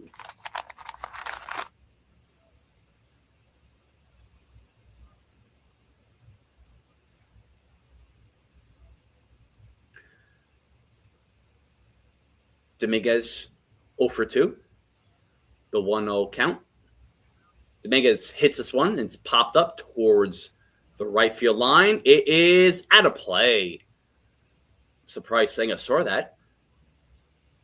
Not saying anything with his eyes, but I'm just surprised he saw that. But any less, its count is 1-1. Come on, Jason Dominguez. Here we go. Come on. Jason Dominguez 0 for 2 for tonight. Peterson 85 pitches. The 1-1 count. Here we go. Beautiful pitch by Peterson at 79. Looked like a changeup right there down the middle, but Jason Dominguez did not chase. Here we go. The 1-2 pitch. Outside. 2-2. Jason Dominguez spits. Jason Dominguez sets. Looks focused, and Peterson delivers and sets right now. Here we go. The 2-2. Dominguez hits this one towards left field. It is fair ball towards the artificial grass on the outfield, and Jason Dominguez is going to stand up double. We have a runner in second with 2 away. I love it, baby. One more hit. Ken. Oh, he called the timeout. Sorry about that, guys. Yeah, that was a little delayed right there. So he called the timeout. And nonetheless, Jason Dominguez is on second base. And one hit can have the Yankees lead the game. The go-ahead run, baby. Good hit and good swinging by J. Dom, as he has a stand-up double, stand-up type of guy. Didn't sit down for that. And here we go, baby. Yankees are tied with the Cubs 1-1. Top of the 6th, 2 away. Peterson 88 pitches as Chisholm is up. Here we go. It was 0 for 2 tonight. Lefty on lefty, the pitch. And, of course, Jazz Chisholm swings at the first pitch, but it's fouled. Okay. Could have been another scenario if he got out, but okay. And he's staring at, confused. Enough. I'm not going to roast him anymore. It's whatever. I'm done. It's old. All right, Jazz, just get a hit. Just do something. God. Anyway, the 0-1 pitch to Jazz. Here we go. Peterson sets, delivers, lefty and lefty. I'm surprised he didn't swing out that one. He didn't. He's 1-1. So obviously it's 2 away. Jazz can't get the bunt to advance the runner, so the best thing he can do is drive it the opposite way instead of getting the home run or pulling the ball. The pitch. And he swings and misses in 1-2. Don't know if he's trying to do that, but whatever. Him and the hitting catchers, hitting coaches, I'm sorry, guys, they can, do a little meeting after the game. It's not going to do anything, but nonetheless, what's important is right now, the 1-2 pitch. Here we go. Could have swung at that. Was thinking about that, but it's not. 2-2. So top of the 6th, 2-2 count, 2 away, runner on second. All even, and this could be odd. Here we go, baby. Come on, Jazz. Do something. Be smart. The pitch. Peterson sets, delivers. Outside. 3-2. Jazz, if you have to take the pitch, if you have to take one for the team, do it. That's all you got. What do you got to lose? Obviously not a contract from us. Hopefully not. Here we go. The pitch. Peterson sets, delivers. 93 pitches. The pitch. Swing and a miss. Strike 3. Screw you! Screw you! Get out of here! I'm so tired of this guy. I'm so done. I can't do it anymore. I can't do it. I can't watch this guy. Leave the team. It's like watching your ex-girlfriend go screw someone else for a change. It's true. Sorry, Chef. Evan's not lying. It's like you're watching your girl going to, I don't know, to the city, to like a basement bar, and like she makes out with a guy that looks like Jazz, like looks like a guy that's wrapped in electrical tape and looks like a turd. I don't know. I mean, like that's him. Like I don't. This is him. This is what we got. I don't know. He's stealing your girlfriends, guys. I don't know. It looks like a guy with a coconut that's about to run away from the 3 police cars. I mean, come on. It looks like he's about to get in a car crash and go from a car chase. He looks like an unresponsive email. Looks like you just want to cap someone in the back. He has less ups and downs than Fernando and Bryant. And when you want to go chase him, it looks like he's about to get caught by Chef Ramsay in the back when he's washing dishes. That's what this looks like. He's doing nothing about it. There's no sort of contractive space. There's no sort of managerial moves or interior designs that you can say about this guy anymore. You just cannot do it with this guy. He is useless. What does he do besides getting picked off at first? Yeah, he has a head that is like a ghost in his mind that says, oh yeah, I'm just going to be in the middle of first and second base. You're not playing monkey in the middle. You're playing baseball. How about you try to steal the base instead of trying to get picked off, you bozo? I'm so done. Oh, Evan. Get guys on the team that are going to be productive. Not this. Ooh, the coconuts and the police cars, they got me, man. Oh, oh God. Yeah, I don't. Evan took everything that I had to say. Thank you, Evan. I think I could breathe now. I can just relax too. It's great. Oh Yeah. man. The problem is nobody's going to want to take on this guy. He's a free agent at the end of this year. He definitely, has high standards for himself. Instead, he lives up to those low life deals. Can't even provide anything for the team. Yeah, he has 2 home runs in 1 game. Good for you. But what are you going to do over a stretch of 15 games? You're probably going to hit 200, get picked off 10 times. Yeah, 50 season, more like getting picked off 50 times and striking out 50 times. Absolutely. And I mentioned this joke too in the text, but I don't think I think I said it during the live stream that even with like Jazz has Amelia Earhart has a better 50-50 chance of, being found than Jazz having a 50-50 season. Helen Keller has a big 50-50 season of getting hearing and her eyesight back, but that's out of sight. So we're going to the bottom of the 6th right here as we have Fried against PCA, who's a CIA agent of Pete Crow Armstrong. Pete Crow Armstrong fouls it away. It is 0-1. Jazz is just terrible. You know what? And you know what? Look, we could say any names of the book, but it's true. It's true. You can't defend that. And of course, look, I don't want to get cursed at. I don't want to, get like, befriended by somebody who's like, they have a relationship with Jazz or Trent Grisham. But here we go. The pitch from Fried to PCA, that is just outside. It is 1-1. Of course, you could defend these guys all day long, but the logic, I'm not even going to say the stats, the logic, the realism is right there. This is not fantasy world. We are calling it, and this is what's happening. The pitch, Fried to PCA, that is outside. And is 1-1. And of course, you don't want Fried right now to lose control. You don't want the pressure on him. This is where it's going to go wrong. If there's no offense, the pressure's on Fried, and he's going to feel it. Fine, you have Shivili, who's going to come in, who's warming up, but that's not your answer. The pitch. Strike 3. Beautiful pitch by Fried. As PCA goes down, and Fried has 7 Ks. But nonetheless, look, Fried, boom. Oh, he's taking him out. Oh, why are you taking Fried out? No. I don't think this is a good move. At 78 pitches, I don't know. Boone's taking out Fried right now. I don't know. I mean, even if there's like who's on deck, Evan? Is it like 2 righties or 3 righties or like consecutive? You have a couple of Seiya Suzuki on deck, who's a righty. All right. But still, this is once again, it's playing the analytics instead of just going with how you feel you should do here. I mean, Fried was rolling there. He was. Once again. I don't like this. I don't like it either, Chef. It's Suzuki and Bregman coming up, and they're both. Suzuki's 0 for 2. Bregman is 1 for 2. I don't like that. I think Fried was on a roll. He feels it. I think he was good to finish this inning, possibly go half an inning too.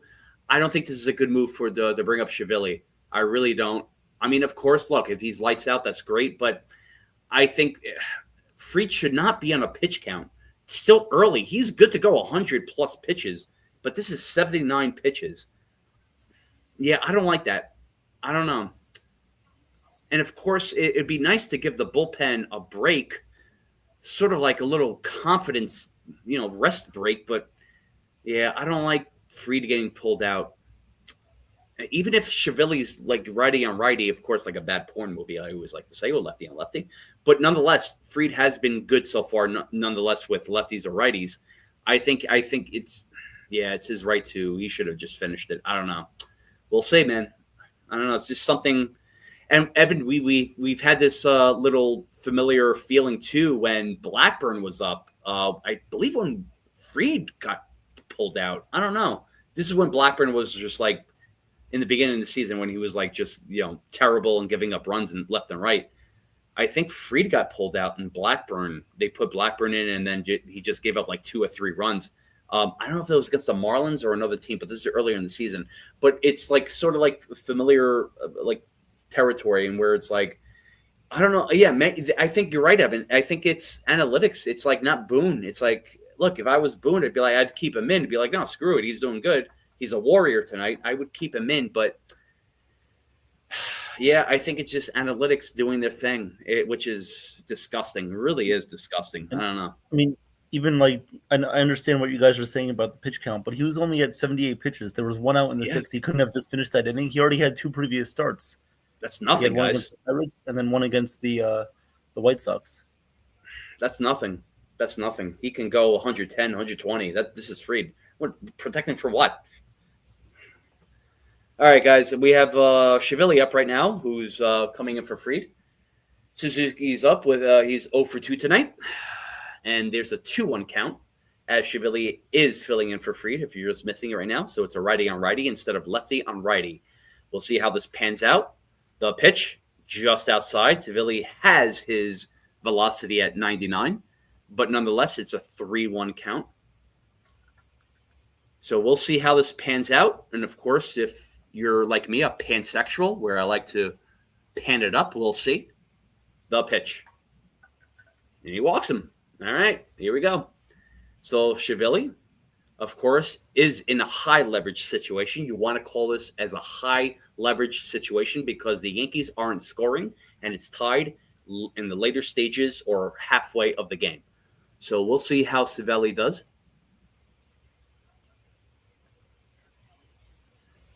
So I want to see Fried's face. He looks a little upset. It's okay. The pitch. Beautiful pitch by Chiavelli. It's 0-1 to Alex Bregman, who is a very dangerous hitter, obviously. You guys know him already. Nothing new. He's not coming from the European League. Here we go. The pitch. Chiavelli sets, delivers. That is down. And just gets away, but did not go to second. Almost would have been a pass ball, but Ali Sanchez blocks it. So this is a very, very interesting inning. And of course, very, very interesting weekend too to see who performs well and who doesn't. The pitch inside to Bregman. It is 2-1. Again, guys, this is a very, very high leverage situation inning. And you might be like, oh, Chef Nick, it's the bottom of the 6th. Yeah, I know. But the Yankees offense aren't producing. It's the bottom of the 6th, 1-1. It's a tightrope here. The pitch, 99 miles per hour, just inside. It is 3-1. And here we go with the high leverage situation, guys. Calling it live. We're not making this up. So the offense does not perform. The weight is on the bullpen. Here we go. The 3-1 pitch.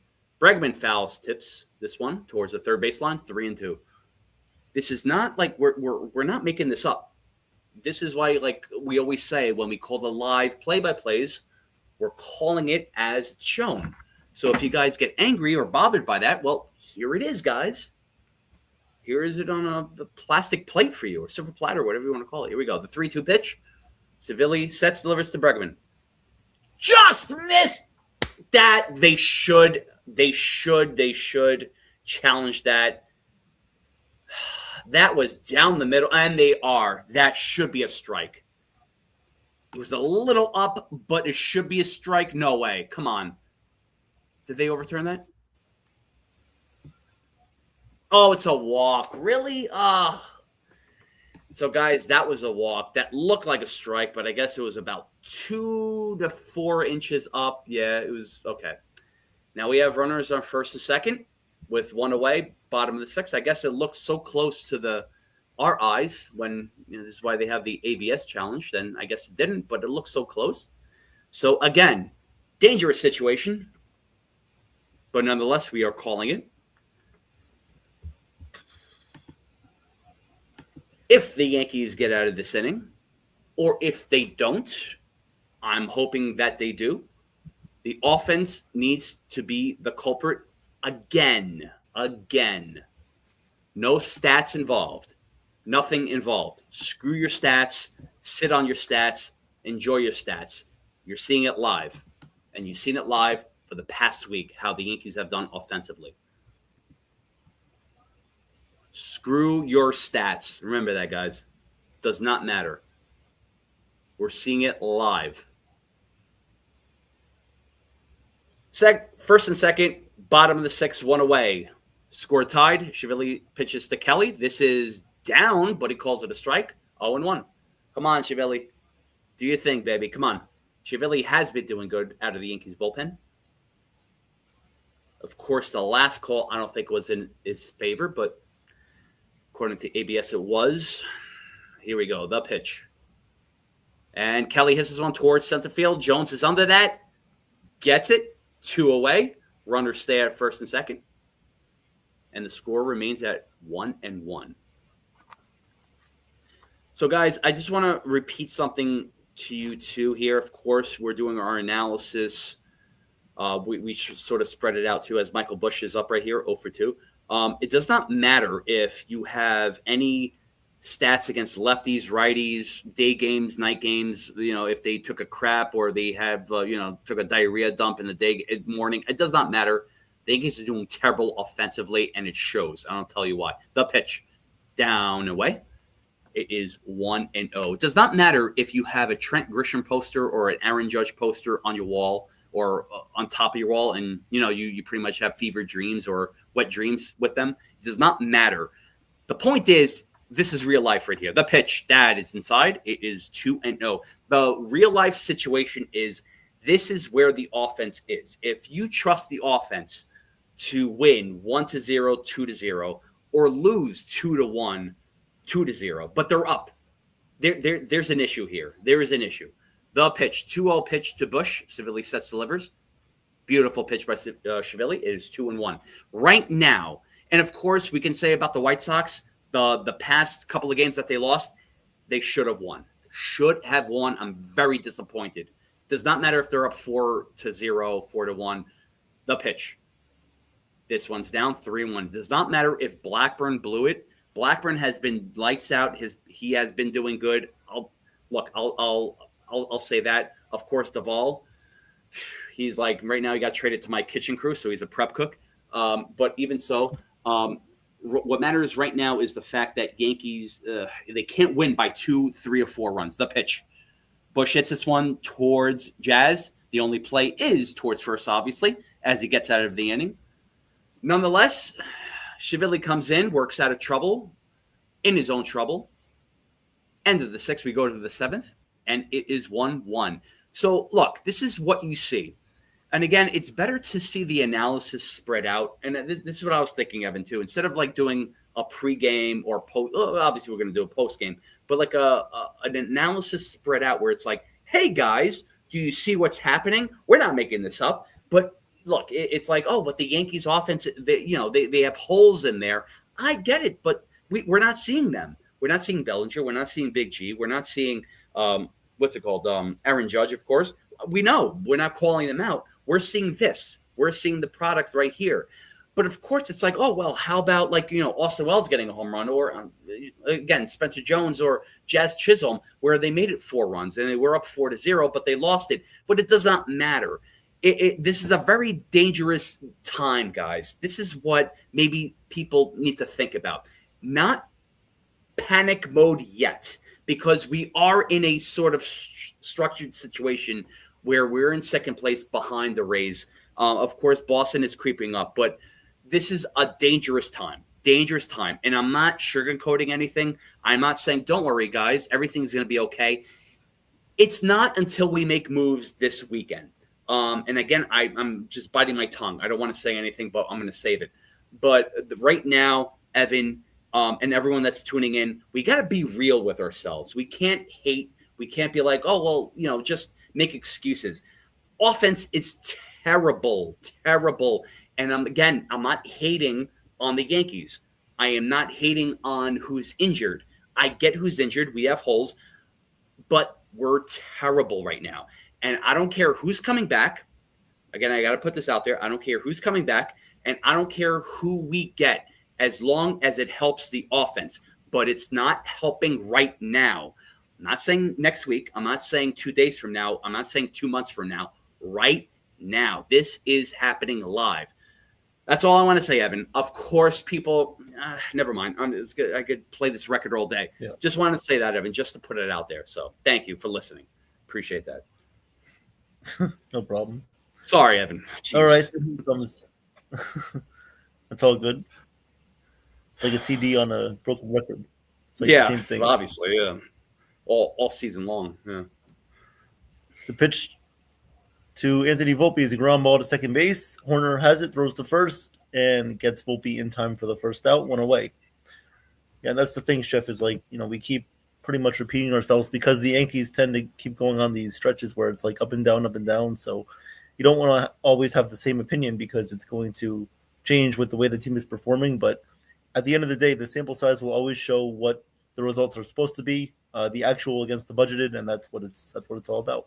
The pitch to Spencer Jones is hit in the air to left field and deep, going back on the warning track, and it is a home run for Spencer Jones, the second home run in the second day that he's faced a lefty off of David Peterson. Jones goes deep again for his second home run in 2 days. 2-1 Yankees on top. Hallelujah, baby. Woo! Hallelujah. Oh, I love it. Johnny Salami had that prediction a little while ago, but now it comes true. Yes, he So did. Good job there, Johnny. Woo! Just want to give credit right there where it's due to Johnny Salami. Great job, That's right, Johnny, on Johnny. that one. Thank you, Johnny. Oh, Johnny hallelujah. has that eye on the spot. So now Johnny on David the- Peterson will be Johnny on the spot. Yep. So now David Peterson will be taken out of the game. He did have a good outing today. Good for him. Certainly, the Mets could have used that earlier this season from him. But anyway, he had a good outing today. Read you guys his stat line. So Peterson tonight goes 6 1/3 innings, 5 hits, allows 2 runs, 8 strikeouts, and his ERA now drops to 5.52. So there we go. That's the outing for Peterson. But Chef, yeah, go ahead. No, I think this is like maybe the 5th time I'm gonna, or maybe the 4th time I'll ask this since I've been on the channel, guys. If you disagree with me, whatever I said, please say it. I definitely want to hear it. But if you agree, I want to hear everyone be interactive with that in regards to the offense or just what I said. Please, if you find something that you feel like, oh, Chef, you're wrong, let me know, man. I want to discuss this with you. I want to learn from you. Please let me know. Because this is very important right now, guys. We can't just let this go. Of course, despite Evan's call right here, I don't want to take anything away from Evan. With the Spencer Jones call. But look, before with what I was saying with the offense, please, if you disagree, let me know. Let's talk about it. But if you agree, I want to hear you guys. I want to hear everybody. Don't hide back. Jason, thank you very much, man. I appreciate you. Look, it does not matter if it's nice, if it's critique. I want to hear you guys. Come on. Bring it to me, baby. Come on. I love it. But thank you, Evan. Thank you for listening to me. I know sometimes I go, a little off edge here, but yeah. No, it's fine. I mean, I have good listening skills, so I listen to everything you're saying, and I take that into account. Love it, Evan. But as we were saying earlier, as I was on with Joe with YouTube Live, we don't want Frank Grisham, we don't want Schumann to play over guys like Spencer Jones or Dominguez because they deserve the opportunity over those two guys. So anyone who says that, Otherwise, then they can give us credit first because Joe, myself, and Chef Nick were right on top of that one. Deuces, baby. That's So right. here comes. So if anybody in our group chat likes to say that, well, they should, talk to us first. The first pitch on the way to Ali Sanchez is the called strike 0-1. 0-1 here. The next pitch to Sanchez is up high and away, 1-1. 1-1 here on Ali Sanchez. 2 for 2 tonight with 2 singles. The 1-1 pitch from Thornton is a ground ball. A base hit again to right field. Sanchez is 3 for 3 tonight into right field. 3 consecutive times he goes the opposite way into right field for a single. Damn, Allie. Okay. I see you. Another former Met. I mean, it's crazy. All these former Mets. Thanks, I don't want to hate on the Mets, but it's like whenever they, and it's similar to the Yankees too. But when these guys go to other teams, then somehow like the tide turns. It's like they always do better than they were on the Mets. Sorry, Jason, but yeah, got to say it like it is. You do, yeah, of course, it's true, yeah. I mean, Michael Conforto right now too. I mean, he was on the Mets and now he's on the Cubs. Yeah, yeah. Oh man. So here comes Jose Caballero, who's 1 for 2 tonight. Come on, baby, come on. And the first pitch is down low for a ball, 1-0. And of course, the Cubs want to challenge this one. I don't think this will get overturned. It should stay as a ball. Let's see.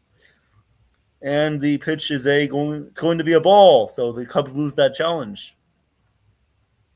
Okay. So Caballero is so that will cost the Cubs the challenge, and the count is 1-0 here on Jose. 1-0. Sanchez at first. The Yankees have a 2-1 lead in the top of the 7th. And here comes the 1-0 pitch. The pitch from Thornton. Swing and a miss. Going to second base is Sanchez, and he is tagged out at second base. He was trying to steal, and he gets thrown out at second. I'll give him the hustle. I love that. I like that. Sucks. He got tagged out, but I'll give Ali Sanchez the hustle for that. I don't mind that. I don't mind trying to be arrested right there. I don't mind that at all. Yeah. Don't mind that. The 1-1 pitch to Caballero. The pitch from Thornton. Swing and a miss at a high fastball. The count is now 1-2.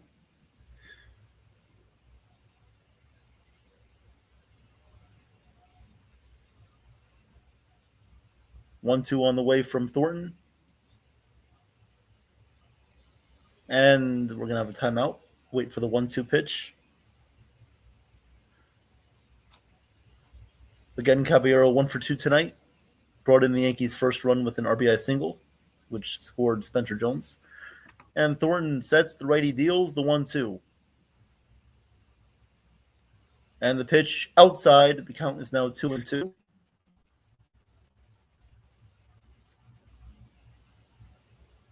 2-2 here on Caballero.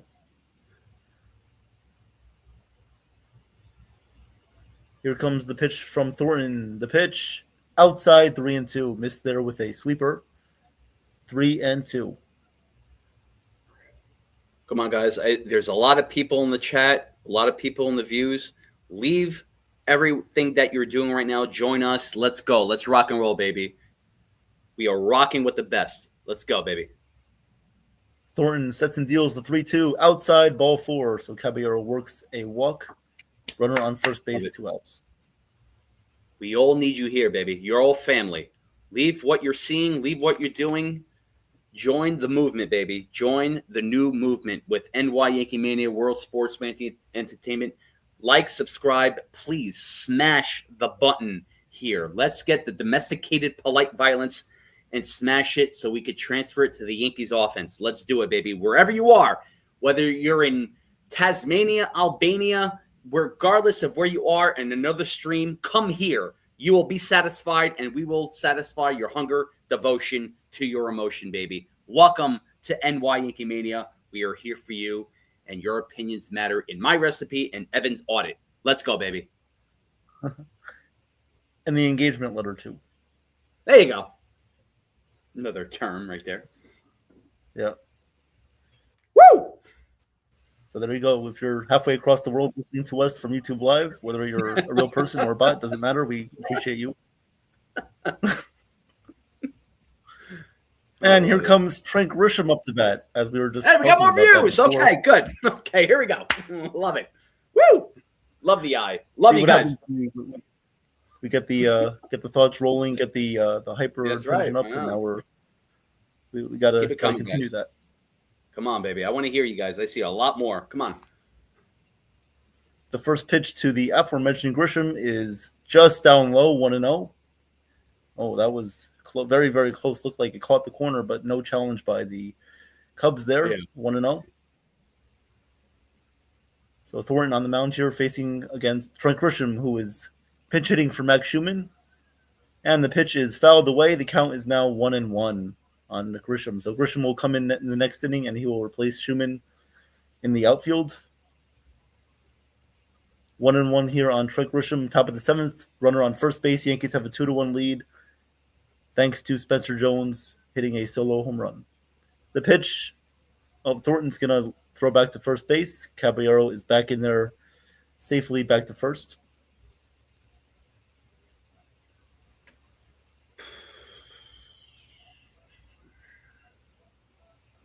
The 1-1 pitch on the way here from Thornton to Trent Grisham. The pitch outside.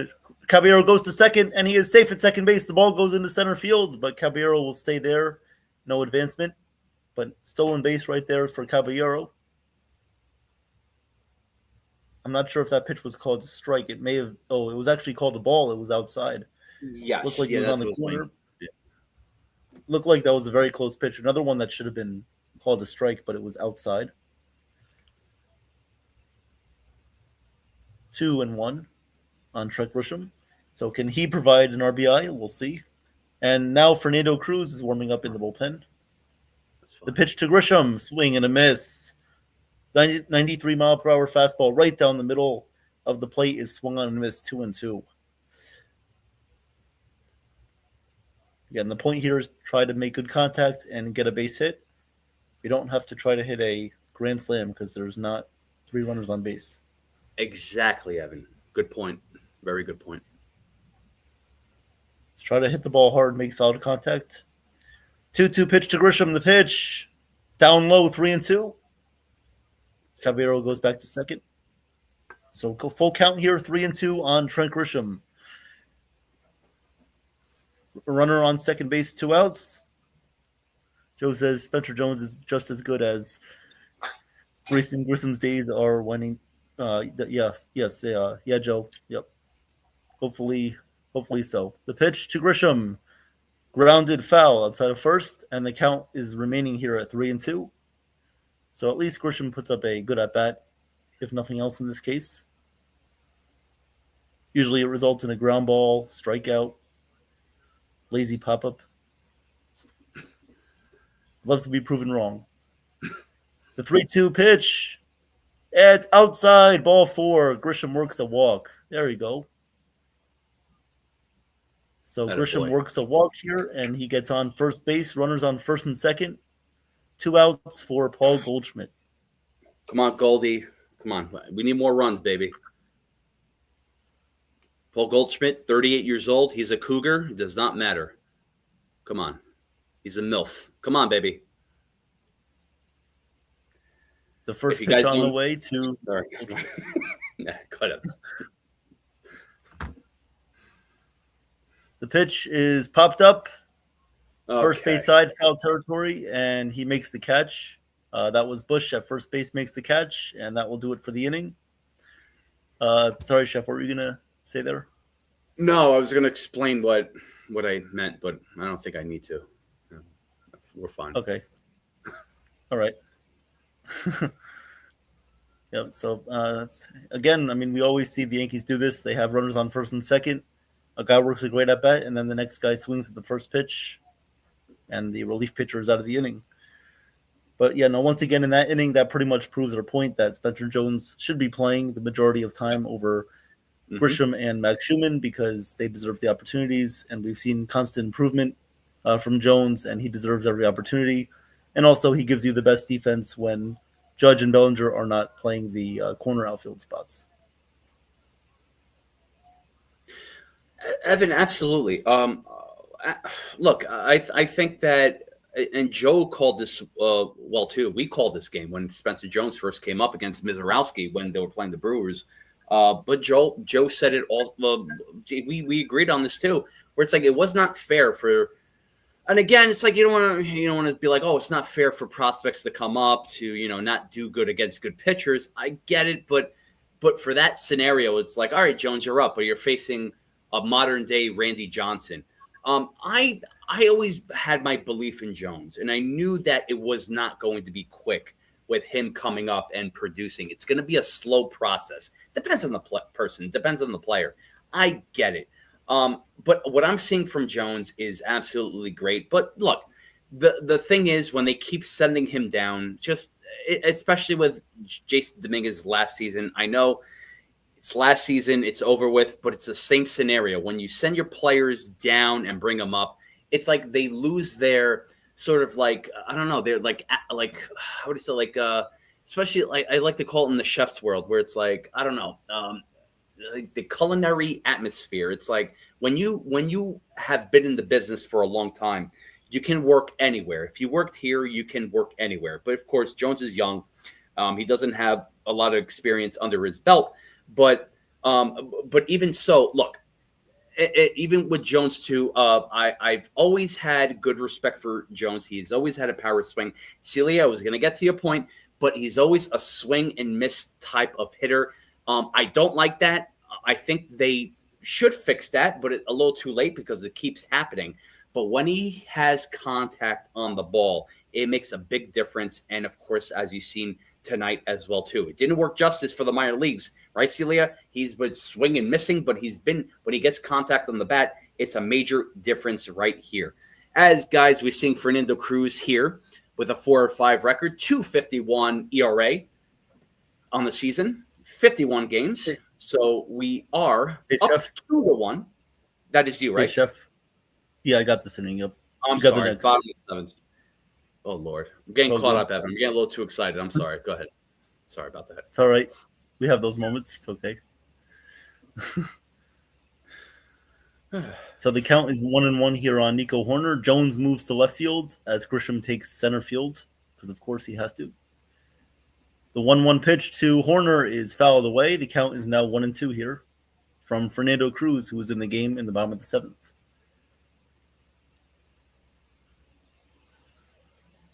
So bottom of the seventh inning, 1-2 count here on Horner.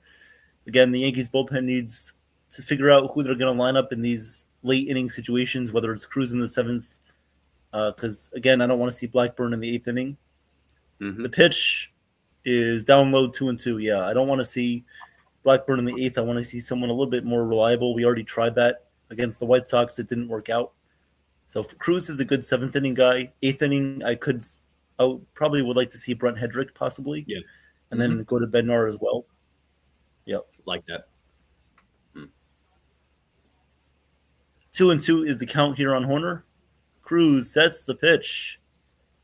Oh, this one's drilled in the air to left field and deep, going back on the warning track, and this one is a home run. It's gone to left field, just inside of the foul pole there in left field, and the Cubs have tied the game. It's 2-2 from Nico Horner, sixth home run of the season, and the game is all nutted up at 2, as that was a hanging splitter right there from Cruz, not one of his best located pitches right there, so not a good outcome right there. 2-2. 2-2.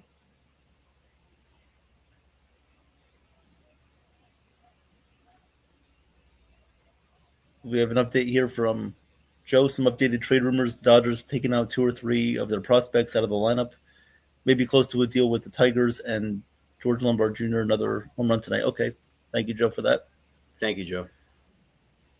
The first pitch to Ian Happ is a called strike 0-1. 0-1 here on Happ. Guys in the chat, tell your friends to leave any other channels, man. Come here. This is where the party's at, baby. Come on. Let's do it. The 0-1 pitch is outside 1-1. Tell them I said it here too. on Ian. Sorry, Evan. Good. It's all good. And the 1-1 pitch is outside 2-1. 2-1 here is the count to Ian Happ, 0 for 2 on the night.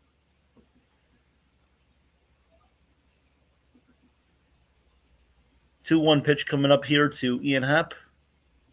Cruz sets and deals the 2-1 pitch. This one is lined in the air to left field, but luckily right there is Jones who makes the catch.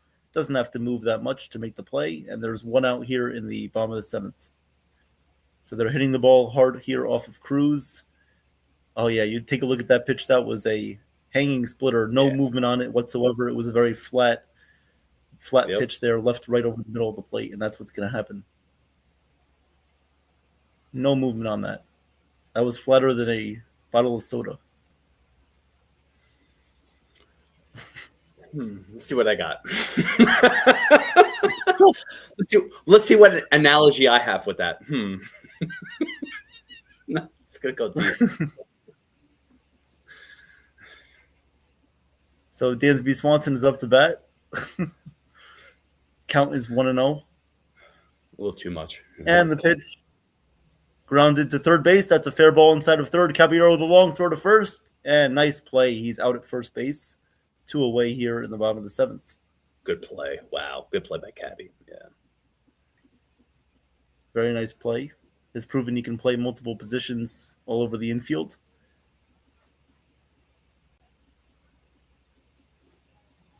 Of course, no Ryan McMahon in tonight's lineup, no Ben Rice, so maybe we'll see them come in the game late inning situations. All right, 2 outs, nobody on base. Looks like there's going to be a meeting on the mound here with Cruz, showing Tariq Skubal and his trade candidates, possibly the Pirates, Brewers, Rays, and Dodgers. Throw the Braves in there as well. The Braves are not out of the mix on him either, in my opinion.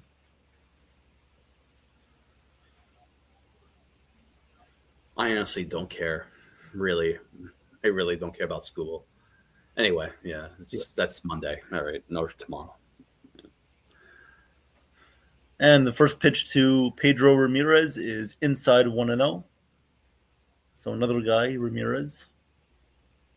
Here comes the 1-0 from Cruz, the pitch. Down low, 1-1. No, 2-0. Sorry, yeah, 2-0 here on Ramirez. Yeah. Pedro Ramirez, not Pedro Martinez.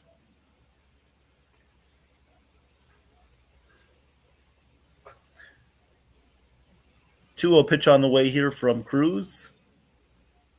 Cruz sets and deals the pitch in there for a called strike with a fastball. 2-1. 2-1. Again, thank you guys for being here. Please press the like button. Subscribe to the channel. I'm trying to get to 20 to 25 likes. So please continue to press the like button. Love to see that number go up. The 2-1 pitch is down low, 3-1. 3-1 is count on Pedro Ramirez, who's pinch hitting for the other guy. Forgot his name, but the other one that was, the other guy. Triantos, I think that was. Yeah, the Greek guy. I think it's Mario Kart guy. There you go. The 3-1 pitch is fouled away. The count is now 3-2. Celia, I'm sorry. Go ahead. Yeah. I was just going to say, Kelvin, Jones is in left field. He didn't get replaced. He's just in left field. Grisham is in center because they took out Schumann for Grisham. That's why. He's still in. Yeah, I saw that too. Yeah. 3-2, full count. The pitch popped up, but it's going to be foul out of play. Yeah, after this inning, Chef, you can get to Celia's point. I know you want to address that. Oh, yeah, no, nothing bad. No, I agree with that. But, don't worry, Celia, I'm not going to ban you like other channels. It's okay. You're fine. You're safe here. Yeah, you're safe here, regardless if you're safe here.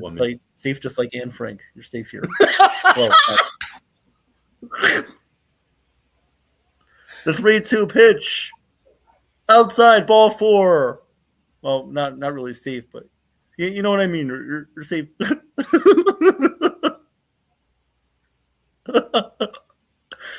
I'm allowed to make that joke, by the way. So,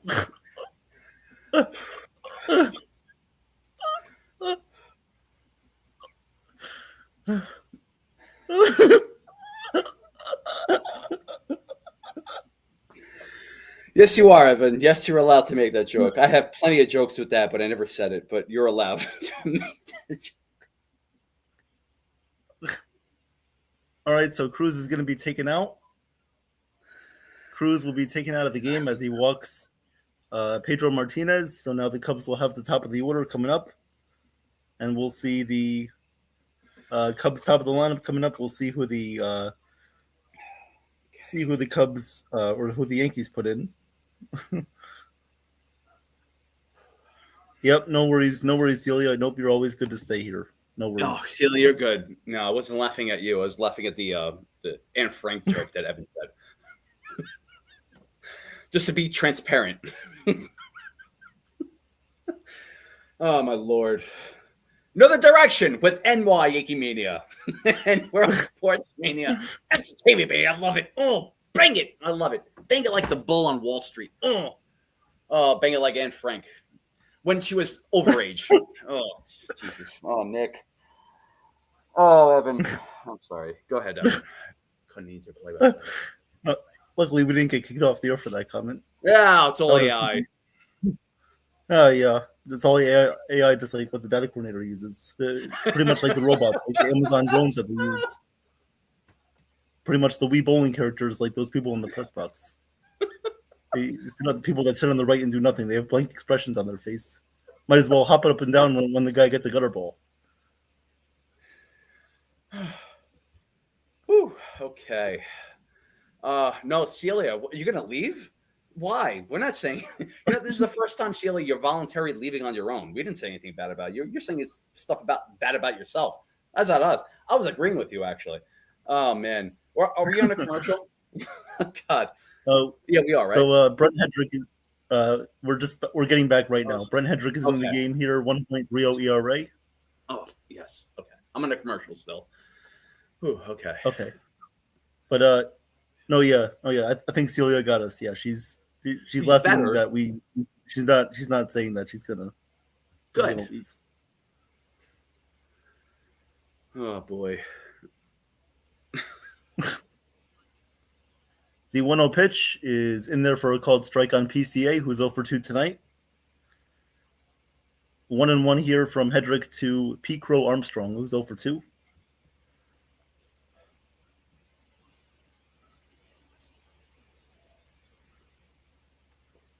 Here comes the 1-1 pitch on the way from Hedrick.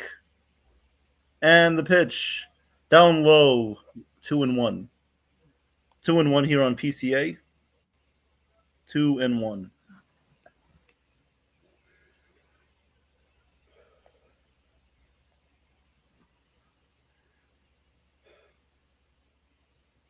Former Met. The 2-1 the 2-1 pitch is swung on and missed. And the count is even at 2-2. All right. 2-2 on PCA. Let's get him right here. How's everyone doing tonight, baby? All right. Woo! It's a place to be. No boringness here, if that's a word. The 2-2 pitch is swung on, it's hidden to right field. It's going to go in the corner. That will most likely score a run. Martinez rounds third. He's going to score the run, and the Cubs up 3-2. An RBI triple from P. Crow Armstrong right there. So the Cubs now lead 3-2. There we go. And if Dominguez played that ball better in right field, it would not have scored the run, but it got by him in the corner. Cubs have a 3-2 lead. Of course, because it's on Fox. That's why. It's a curse, man. It's a curse. Fox. Even though it's not John Schmaltz tonight, it's still a curse. Yeah. No, right? John Schmaltz. The curse of AJ Brzezinski. Well, yeah. I was going to say John Schmaltz was on the Mets. It was Tom Glavine. Tom Glavine was on the Mets, right? Yeah, he was. Yeah. He was, later stages of his year. Yeah. So Hedrick, not knowing for allowing a lot of runs, but he does allow a run here in the bottom of the seventh. 3-2, and now that will bring up, this is, I believe, Seiya Suzuki up to bat. Count is 1-0 here on Suzuki. 0 for 2 tonight. The pitch is down low, 2-0. 2-0 is the count here on Seiya Suzuki, as a chef would say, number 20 on a Japanese menu. Yes, that's I would every time. Oh God. Yes, exactly.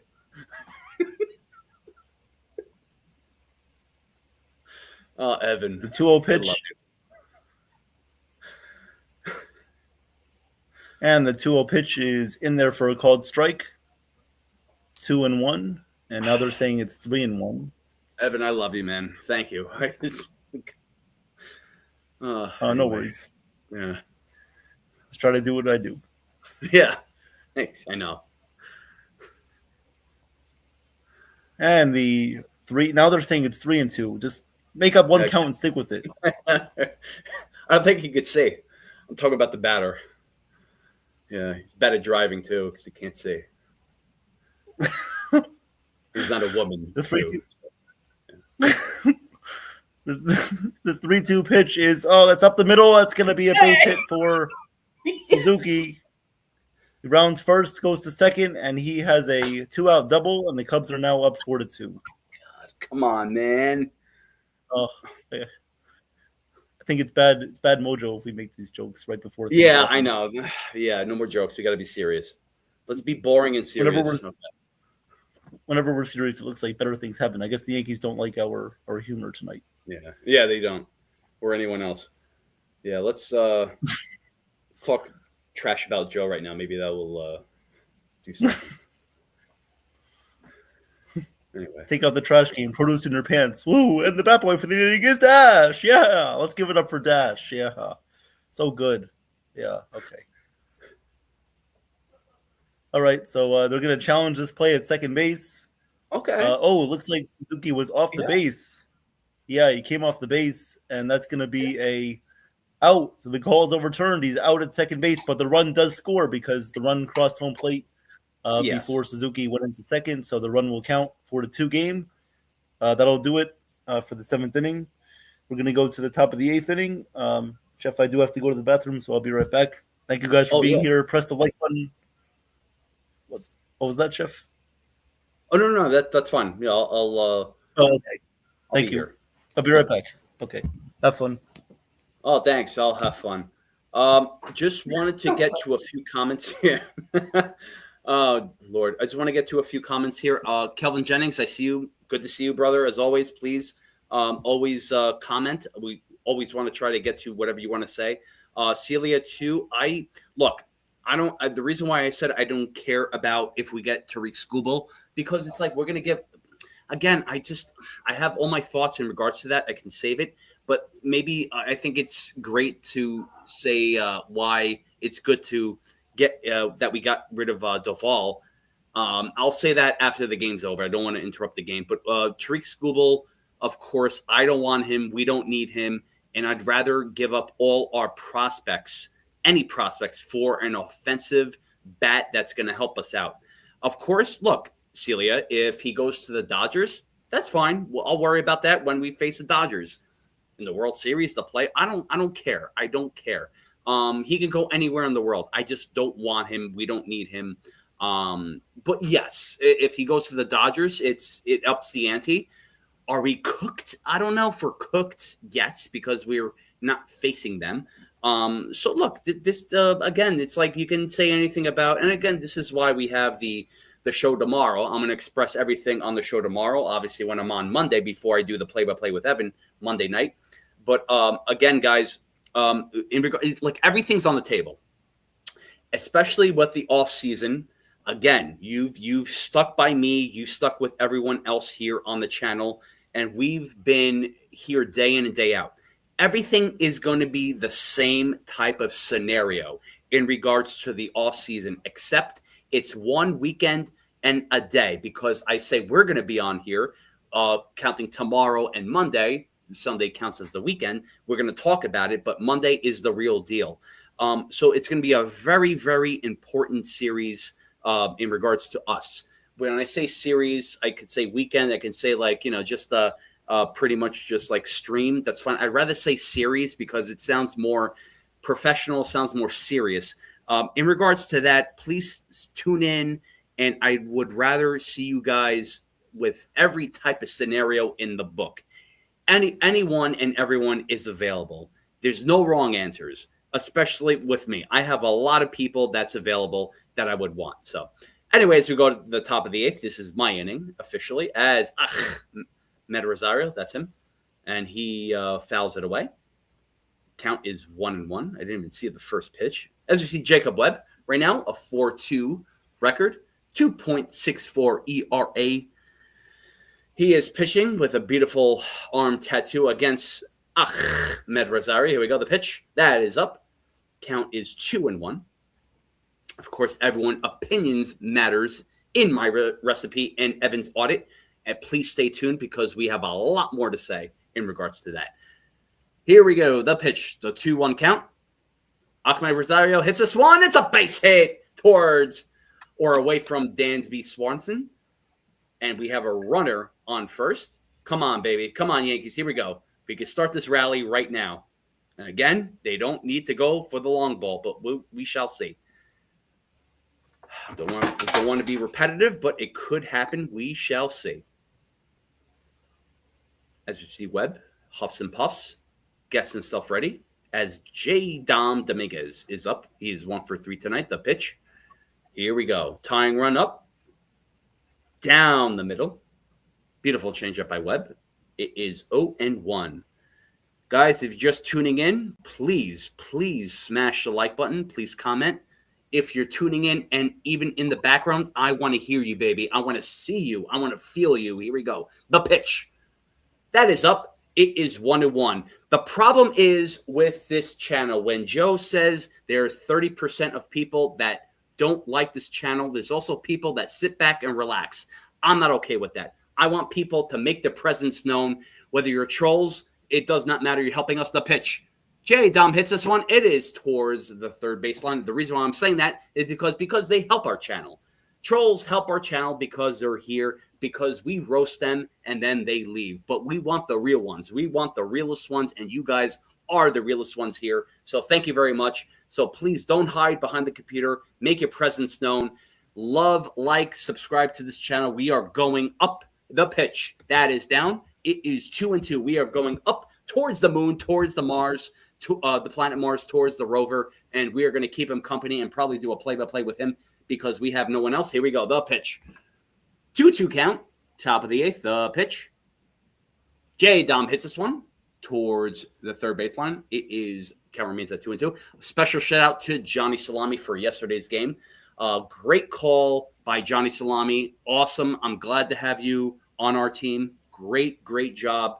And also great after this pitch, I'll say more compliments. Here we go. The pitch. J-Dub hits this one towards right field. Gets under that. Look good off the bat, but is out. 1 away. So Jason Dominguez hit this one right off the bat. Looked like a good swing, but nonetheless, it is 1 away. So Johnny Salami did a solo call yesterday by himself, and he did a great job. Of course, he's going to be on tomorrow, hopefully tomorrow, but also hopefully Monday in the morning. He does a great job behind the scenes, and he has protected us and has done a great job all around. So special shout out to Johnny Salami, and also special shout out to him. Here we go. The pitch to Chisholm. That is a strike down the middle. 0-1. Special shout out to Johnny Salami if you're still here as well too. Thank you for shouting out us, me, Evan, Jason, and the whole crew too. Multiple times yesterday. So people are known of pretty much who comes on and whatnot. So we love you, baby. Thank you, Johnny. So here we go. The pitch. That is a strike, 0-2, as Jazz talks to the umpire, and that's not going to do anything. Tries to, as the umpire, Jazz, don't bark. That was a strike. Shut up. Just shut up and swing the bat. Be LeBron James. Shut up and dribble the ball. Go to Philadelphia. Do you? Yeah, here we go. Okay. And here's Aaron Boone. All right, Boone, what are you going to do? You're going to say he's what are you going to do? Yeah, then he leaves. Okay. All right. Put him in the corner? Like, come on. Yeah, put him in timeout. We don't need you. We got us. We don't need you, Boone. So Jazz Chisholm called a timeout, and he was crying a little bit. No reason. That was a strike. But nonetheless, he cries 50-50 of the time, or all the time. Here we go. The 0-2 pitch. Webb to Chisholm. Top of the 8th, 1 away. The pitch. Swing and a miss. Strike 3. Take care, Jazz. This is ridiculous. This is a joke. It's a joke. It's a joke. What do you This got is why you to don't complain to the argue? umpire. What are you going to argue? You swung and missed. You're terrible. You swung and missed. That was you. Follow Boone. Boone called him over like a fishing reel. Hey, go ahead. Follow him. Follow your baby daddy, man. Screw him. You're done. Go to the bench. That's it. On to the next. We got Ben Rice up. Unbelievable, man. Oh, my God, guys. This is what we have. This is why I would much rather see Caballero at second base than Jazz. Literally, I would see Caballero at second base every day than Jazz. I would much rather see Cabby at second than Jazz and have Anthony Volpe play shortstop than have Jazz Agreed. Chisholm play second base. I agree, Evan. Yep, I agree. It's getting to this point. I can't deal with this guy. Too much. He's not made for the city. He's not made for this team. He's not made for New York, man. I don't know what he's made from. What about the Bahama Mama, man? This guy is just not cut out for New York. Never was. All right, guys, we have Ben Rice. Bahama, come on, pretty mama. Oh, Let's see. Webb right now at 13 pitches, pitching to Rice. 2 away here in the top of the 8th. The Yankees are down 4-2. The pitch, oh, beautiful pitch by Webb. That was Rice's pitch, but did not swing at that. It is 0-1. Cruz, good to see you. Always a pleasure. Absolutely, Cruz. I think that by this time, at the end of the day, the bullpen and starting rotation will be gassed. I've said this all along. Here we go. The pitch. That is down, 1-1. This is my Cruz. I said this mid-season.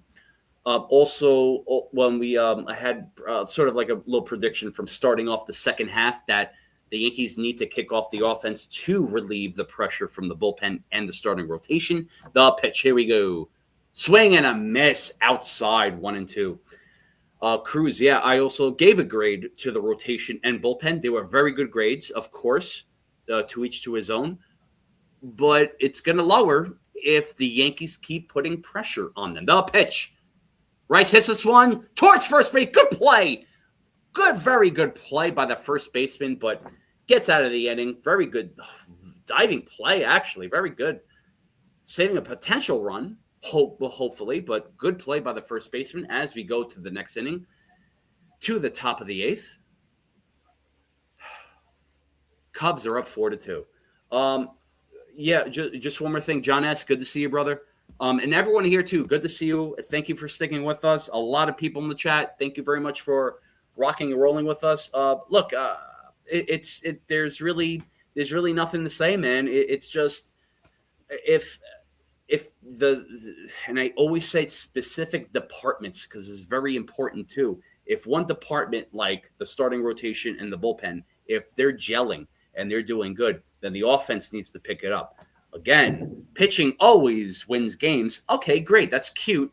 But then there's the offense that helps that fuel that strategy too. It's not happening here. You know, I mean, it's like, okay, Max Fried can go a certain amount of innings and hold the runs in a certain amount of, just like 1 to 2 runs. But look what's happening right now. Now it's up to the offense and they're not performing. So what's your strategy? Pitching always wins. Okay, they're down. What's your strategy?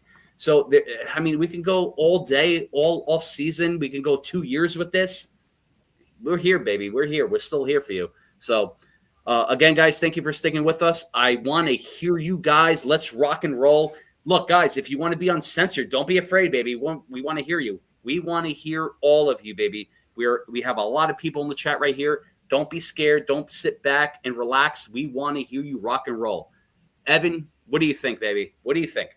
I want to hear your voice. Well, you mentioned a lot of good points right there. Obviously, yeah, pitching is great. You're going to have a great rotation in the postseason with a combination of Cam, Cole, Fried, Rodon, whatever it is. Yeah, we're not knocking that. Of course, the Yankees have what it takes pitching wise. They just need help in the bullpen and they need help offensively. That's what they need help with. Yeah. And again, it seems like just the mentality of the front office is like, well, we're going to make a trade or two, but it's not going to be enough to really overhaul this lineup. It's not going to be enough to help everybody else contribute offensively. It's not going to help support all the others in the lineup, but that's all they really have to do. Get 1 or 2 guys that can really help. But the thing is, they rely on the track record of these guys having coming back from career seasons or having like a guy like Jazz Chisholm. Like, what does Aaron Boone say? He keeps saying, "Oh yeah, well, Jazz is a great hitter. He's going to turn it around at some point." But no, his career average is what, 230, 240. He gives you a good amount of home runs per season, but if it's not happening, you have to change things and you have to be active and make moves when they're necessary. So that's really what I have to say about that. Yeah, good point, Evan. Very good point. Sorry, guys. I'm at the bottom of the 8th, not the top of the 9th. Sorry, but that is Giovanni Cruz is up. The pitch to Bregman. Already one pitch in is 2-0. And again, I always point out with the starting rotation and the bullpen, we don't really need an arm because we're going to give up a lot. And if you want to call out Mason Miller, that's fine. Here we go. The 2-0 pitch from Cruz to Bregman. That is outside 3-0. Reason why I'm saying we have a lot of pretty much like arms in like AAA that's always being sent up that can do the job like Giovanni Cruz. Obviously, he's down 3-0 to Bregman, but if we give up Mason Miller for a ton of prospects who we can give up for a potential offensive bat, we should go the other way. Here we go. The 3-0 pitch. That is a strike at 100 miles per hour. Guy has gas. I'm not saying up his ass. Here we go. The pitch. 1-2. Bregman is 4 pitches in by Cruz. Giovanni. Not Yuri De La Santo. Cruz. I know it's not his name. Here we go. Better connected. That pitch down the middle. 101 miles per hour. This guy has. Ooh.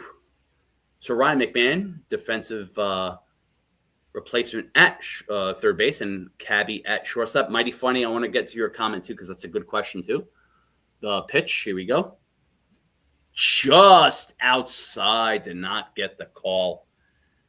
And Giovanni's a little confused with that. His Boone is still blowing his seeds and his bubbles in his mouth and blowing it out and swallowing it like he always does. Here we go.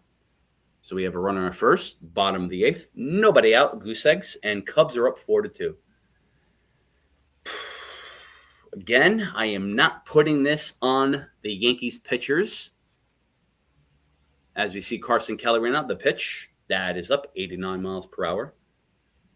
Burr fan, good to see you, brother. Always a pleasure. Always a pleasure, my friend. Again, I'm not putting this on the Yankees pitchers. They did their job. There is so much they can do, and there's so much pressure. Here we go. The pitch to Carson Kelly. Inside. As Allison Sanchez, or Ali Sanchez, is going to come up and talk to Giovanni Cruz. 2-0 count. You don't want to extend the lead. You want to keep this up because the Yankees are down to their final 6 outs. Not good. Not good. Again, very dangerous time right now.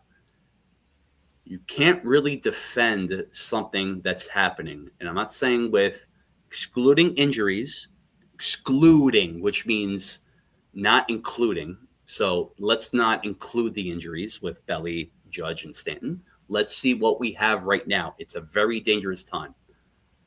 Unless there is something at the trade deadline or someone that comes up. Here we go. The pitch, the 2-0 to Carson Kelly. That is down the middle. That is 2-1. You have to focus on right now. This is very important. If you focus on what's going to happen this weekend, Cashman's going to make major trades, you're going to be disappointed because it may not happen. A pitch. Carson hits this one towards right field. It falls in. And he's going to third. Is that Bregman? Yeah, Bregman goes to third. Beautiful, beautiful running with Bregman, too. Catching, very good running by Bregman, too. Very good read on that ball. Looked like it was going to be caught, but he was just slow getting to that. Now we have runners on first and third with nobody out. Let's look at this again. So Bregman was running. Yeah, he good read off the ball. He knew that Jones was very slow getting off, just pretty much getting on the ball. So good read by Bregman. Very bad throw, too. So he just took advantage of that. So we have runners on first and third with nobody out.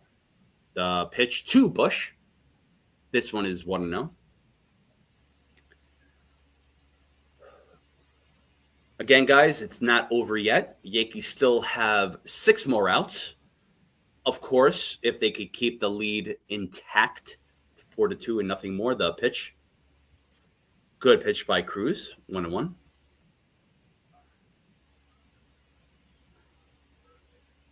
Let's get those likes. Let's get those likes up, guys. Come on, let's support Chef Nick here, doing a great job. Thank you, Evan. Thank you guys for being here. Appreciate that. Here we go. The pitch. Swing and a miss. Beautiful pitch by Cruz.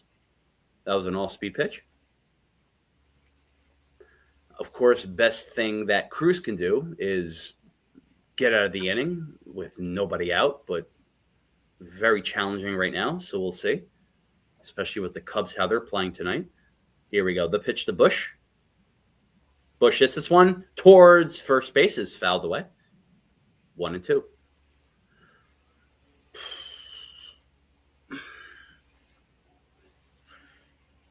Celia, if the Red Sox win, sorry, Chef. Just No, if go the ahead. Red Sox win, if the Red Sox win today, the Yankees lose, the Red Sox will be 3.5 games behind. No, sorry, 2.5 games behind the Yankees for second place. That's not good. The pitch. Yeah. Bush hits this one. It's a base hit. 1 run will score. Bregman will score.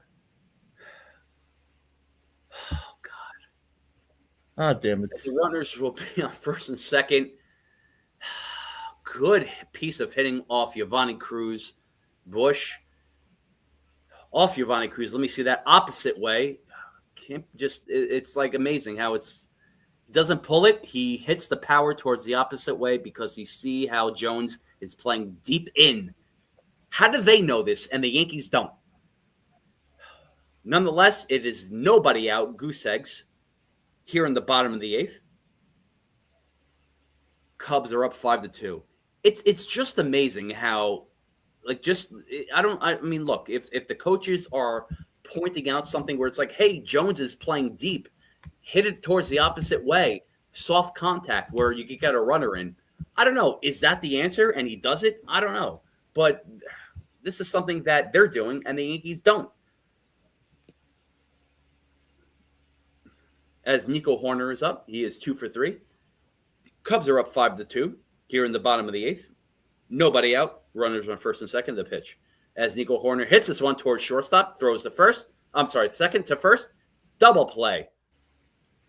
2 away as the runner goes to third. But nonetheless, it is 5-2. Chicago leads.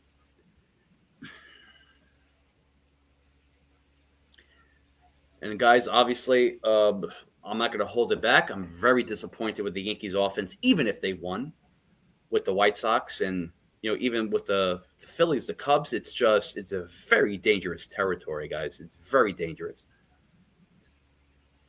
Good that they won. I'm not going to take that away, but very dangerous. Here we go. The pitch from Cruz to Happ. Cruz pitches. Happ hits this one towards Cabby. Throws the first. End of inning. But nonetheless, the Cubs get a run in, and Giovanni Cruz is upset.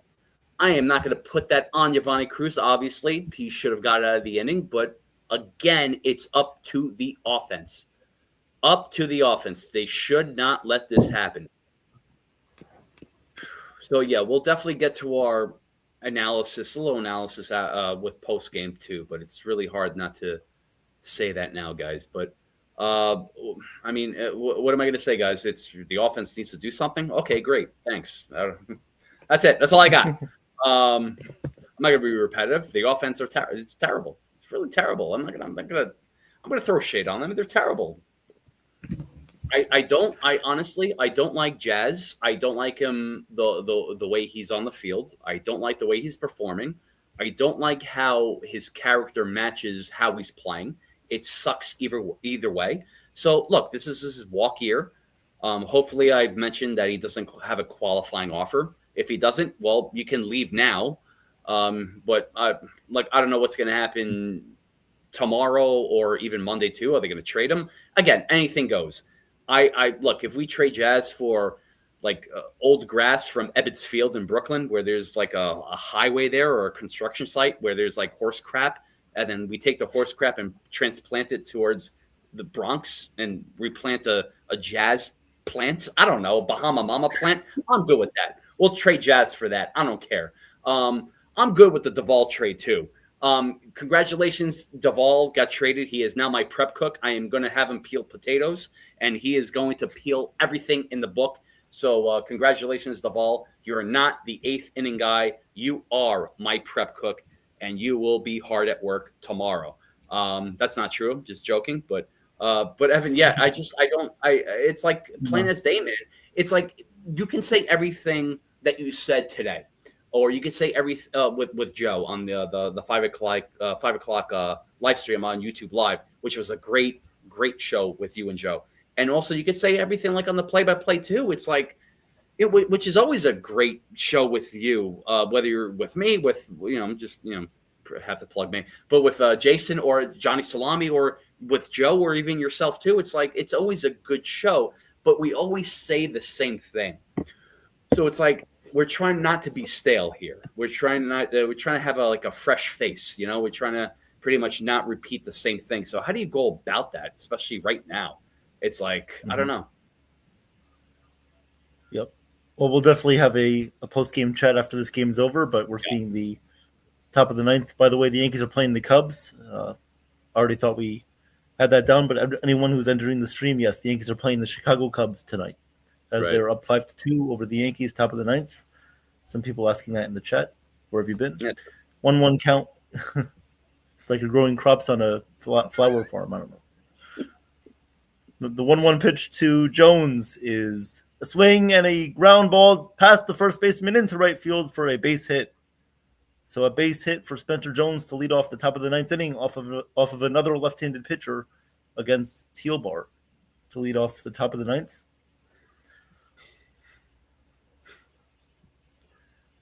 Yep, I agree with that one, Mario. I agree with your statement right there.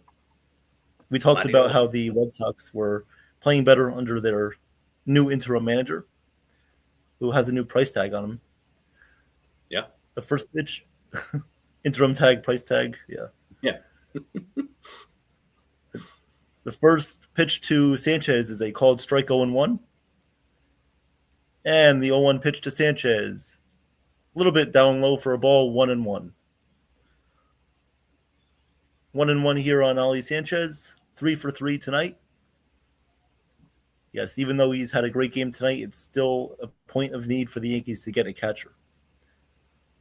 Sanchez could definitely still be up here, but they need to address that position and get better. And Kelvin, thank you for being here throughout the night. I've seen some of your comments talking about the analytics, the stats. We definitely wanted to get to that. I'll touch a little bit on that during the post game tonight, but we can't get to that right now. The 1-1 pitch is fouled away. The count is now 1-2 here on Sanchez. 1-2. 1-2. Yeah. Here comes the 1-2. Yeah, sorry, Chef. No, go ahead. After this pitch, I'll say it. The 1-2 is outside 2-2. I appreciate everyone in the comments. Kelvin, I always appreciate what you say. It's always very, smart, spot on too, and we always agree with that. So keep it coming, my friend. Very good analysis with that too. Mario, mi hermano, good to see you, brother. Everyone here has good comments here, so keep it coming. I want to see everyone interactive. Here we go. And the pitch is ground ball to shortstop. That's going to be a double play. Horner for 1, back to first, and that's a 6-4-3 double play. So just like that, the Yankees are 1 out away from dropping this one to the Cubs. You're going to have to hear the Go Cubs Go song, which they play at Wrigley Field after they win. I'm sure the announcers will be dancing and laughing about that.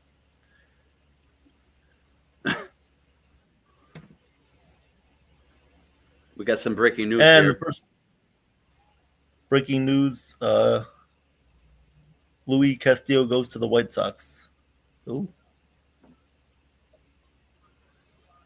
The first pitch to Jose is a foul ball, 0-1. Who is that, Joe? Luis Castillo. Who was that? Was he from Marlins? Oh, you mean Luis Castillo from the Mariners? Is that who you're talking about, Joe? Yeah, which Luis Castillo? Luis Castillo. Okay. Oh, wow, that's Mariners. crazy. We'll get to that. Yeah. Okay. We'll get to that in a little bit. Okay. All right, here comes the 1-1 from Tealbar, and that's a called strike with a curveball 1-2. Okay, so the White Sox are acquiring Luis Castillo in a trade with the Mariners for Sir Anthony Dominguez, Nolan Jones, and Boston Smith. Okay. Wow. That's a good trade. That's a good trade for the White Sox. I like that trade for the White Sox. Okay. That's very good. Yep. 1-2 pitch coming up here to Jose Caballero. If either Joe or Nathan want to join us for a post-game chat, we'd be happy with that. So if you guys want to come up and chat, please. Feel free. Here comes the 1-2, and this one is fouled away, and the count is remaining at 1-2. Hey, John the Beagle Dad, what's going on? Beagle, what's up, brother? Oh, finally see you face to face. It's been a while. Good to see you, The brother. 1-2 pitch to Jose. Ground ball up the middle. Right there is Horner. Fields fires to first, and he is out at first base.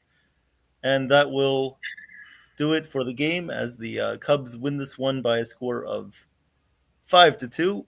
And they now improve to 63-48 on the season. So the Cubs win this one 5-2. Unfortunately, Yankees dropped this one to the Cubs, but it's okay. Tomorrow is another day. We'll see what happens with the trades, but now we're definitely gonna get into some post-game talk with Chef Nick, and either if Joe wants to come up, then perfectly fine. If Nathan is available too, then Ken as well. We appreciate everybody here in the chat tonight. So before we officially begin the post-game talk, Chef Nick, what were your thoughts on tonight's game and what went wrong for the Yankees tonight? Well, I mean, it's plain as day. Like, you can't really. It's just shown right here too. A lot of guys, a lot of you too, has you pretty much called it out too. It's like the pitching looked really exhausted. Max Fried did a good to decent job. The bullpen, I just for some reason, Cruz looked exhausted. You can't have that. You can't. They got to be fully rested, ready to go. How do you do that? The offense needs to work. They need to score runs first, and they need to solidify the game so the pitching can work to win the game here too. Cubs win 5-2. It's different if, let's just say, if it was a 1-0 game. Again, the Yankees were winning. Obviously, this happened a few times already in the past couple of days where they did win 2-0, 1-0, but also they lost 2-1 because they were up 1-0. So it's a lot of different scenarios here too, guys. Yeah, I mean, like plain as day, the offense is terrible. They're terrible. And I have to point this out because it's like talking to a 3-year-old. The offense is terrible because, yes, Bellinger is out, Big G is out, Judge is out. A lot of people, a lot of the most important players are out. So this is what we're dealing with. And again, this is what we have now. Now, I'm not saying what we have tomorrow. Not saying what we have Monday with the trade deadline, but also now we have midweek or next week. Things can change. Yes, but right now it's very dangerous. It's very, very dangerous. Put aside Spencer Jones. Spencer Jones, I like what I'm seeing from Spencer Jones. I love what I'm seeing from him. I love what I'm seeing for a couple of other players too. Ali Sanchez, I love what I saw from him tonight.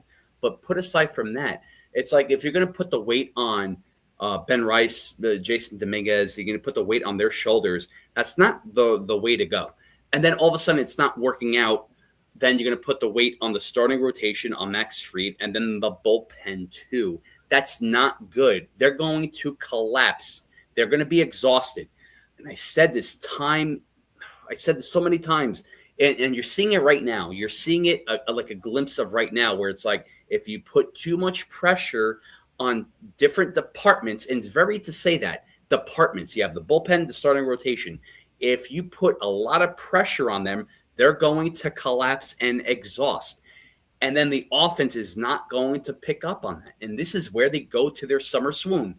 We're in August, so anything could happen right now, especially for them going to an August summer to a fall swoon. I don't know. Maybe it's a new swoon. I don't know. A swoon wound. I don't know what it is. But this is very important to see that the offense is. You can say that we need this person, that person. We need to do this and that. Again, it's like we can't repeat ourselves. It's like, yes, we need to have fundamentals. We need to have baseball IQ. But, okay, we've said that so much. I've said that so much. Evan has said that so much. We all have said that so much. You guys have said that so much. So, you know what, guys? I'm out of ideas. So where do we go from here? Now, we can't say fire Boone, fire Cashman. That's out of the question because it's not going to happen. You can't fire the hitting coach because they love him. Analytics, screws them up the ass. I don't want to hear that. So where do we go? Where besides trades? Let's just say, for instance, clean slate, guys. And this is where it's very, very important. I want to hear everyone here in the chat, despite if it's wrong, right, opinionated, fact. I don't care. I'm stale right now. I'm very stale. I don't know how to roast these players. I don't know where to go. Where do we go from these offense? Let's just say we don't trade anybody. Let's just say we don't get anybody and we stick to this offense. We're cooked. Are we cooked? We're okay. We're done. Okay, so fine. That's the final answer. This is if we don't get anybody. This is just like a worst case scenario. Where do we go from here?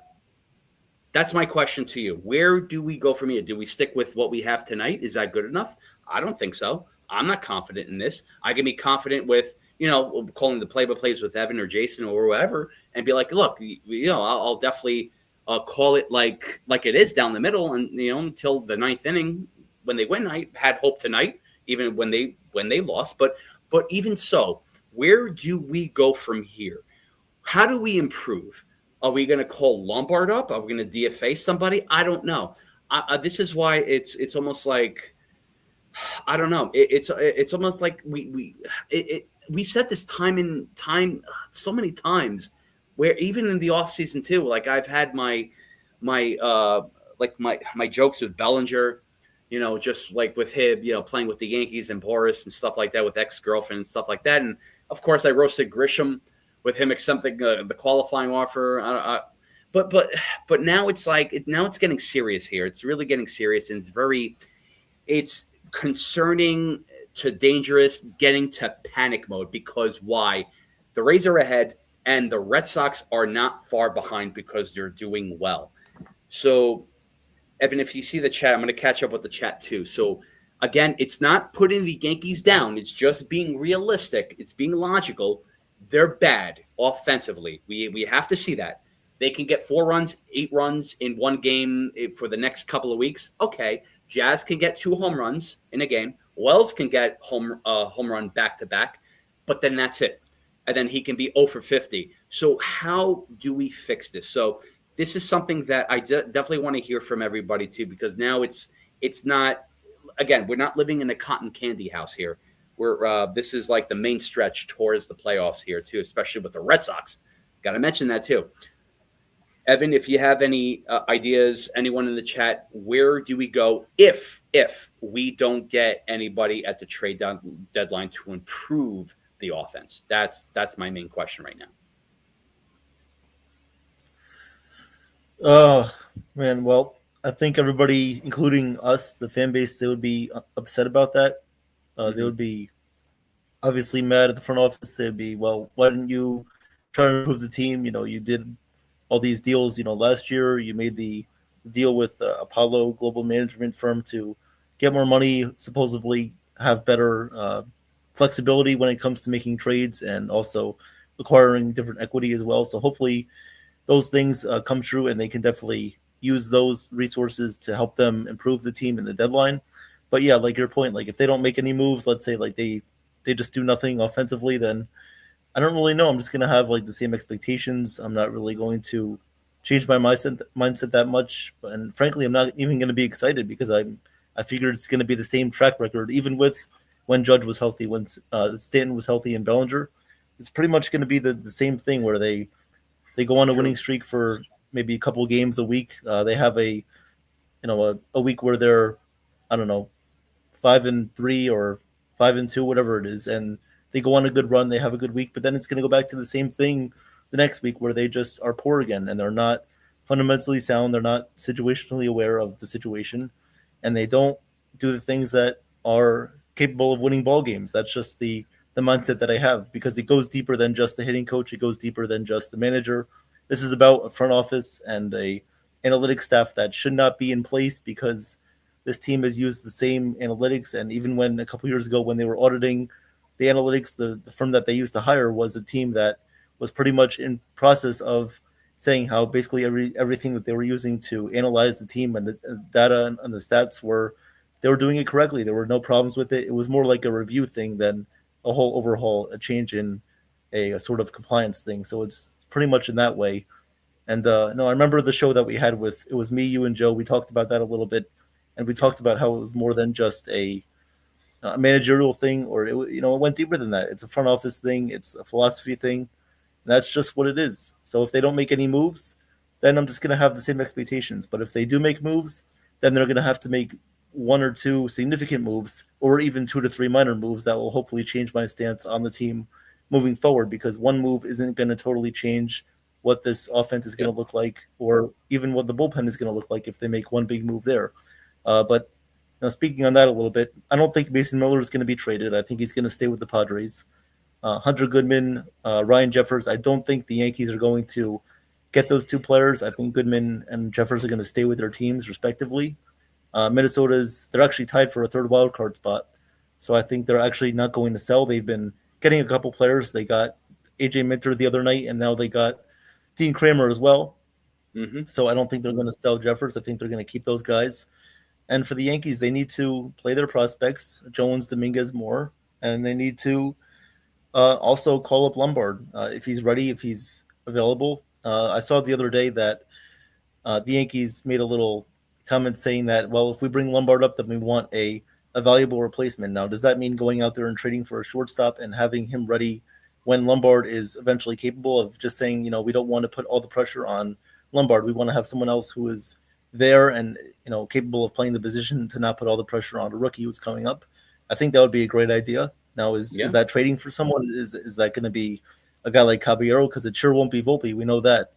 I don't know what the Yankees are planning to do with Volpe and some other players, but they need to have reinforcements available. They need to have these guys on a good plan of success. And, another point that I wanted to bring up too was just talking about how Brian Cashman, sometimes he can diminish the value of his own prospects by not playing them and not giving them the respective time, by playing Trent Grisham and Max Schumann over these guys. They're not showcasing what these guys are capable of doing. And even a guy like Giovanni Cruz, when we saw him earlier in the minor leagues, we brought him up a couple of times, but what happened? We sent him right back down. We don't see the huge picture with these guys all the time, and that's the main issue.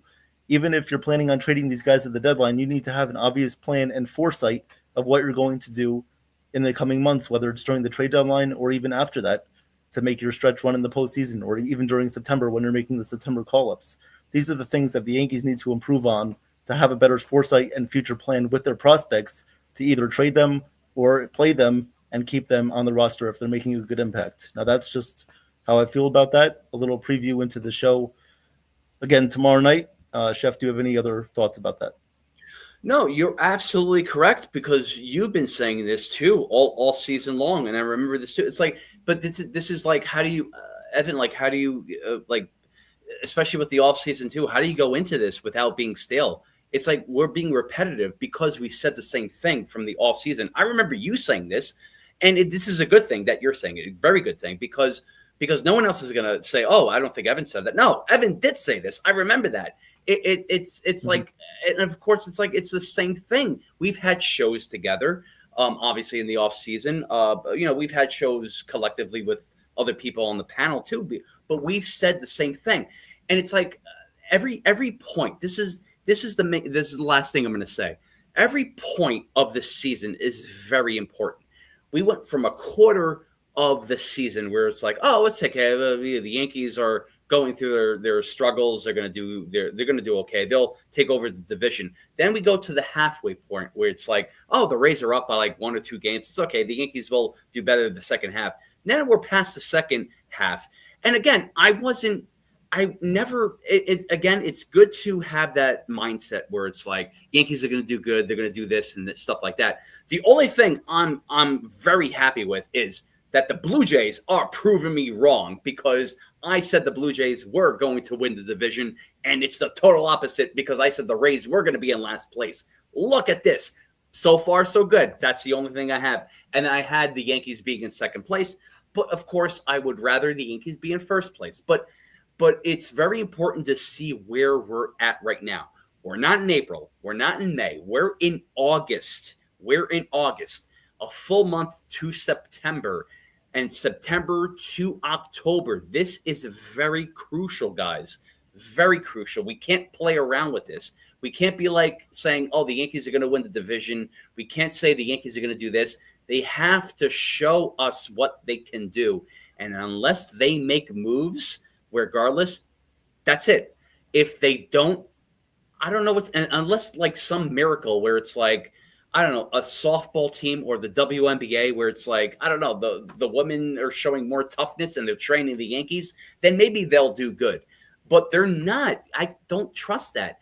And if the Yankees win 2-0, 3-0, 1-0, that's great, but that's not good enough. Like just for trust with the offense. That's what I'm saying, especially with the White Sox. I'm not going to discount the White Sox. White Sox are great. And hopefully they'll do good this season. Of course, I always want to see all competition with every team too. But if the Yankees are not going to continue to perform with the offense that they have, and they're going to stick with what they have, that's very troubling. That's very troubling because you're not going to see any changes. That's a guarantee, guys. You're not going to see any change with the offense because they're going to stick. I'm saying only if they're going to stick with what they have. If they're going to make moves, fine. If they're going to bring up somebody and DFA somebody, fine. But if they're not going to do that and they're going to stick with what they have right now, very dangerous. You can say, I hope they do good. I hope they do well. But we have the track record here, live play-by-plays, man. We saw it tonight. You saw it whenever me and Evan by himself called it too. You see what you get. I'm not making this up, you know? So this is what you get on a plastic silver platter from the 99-cent store, the Dollar General store. This is what you're getting.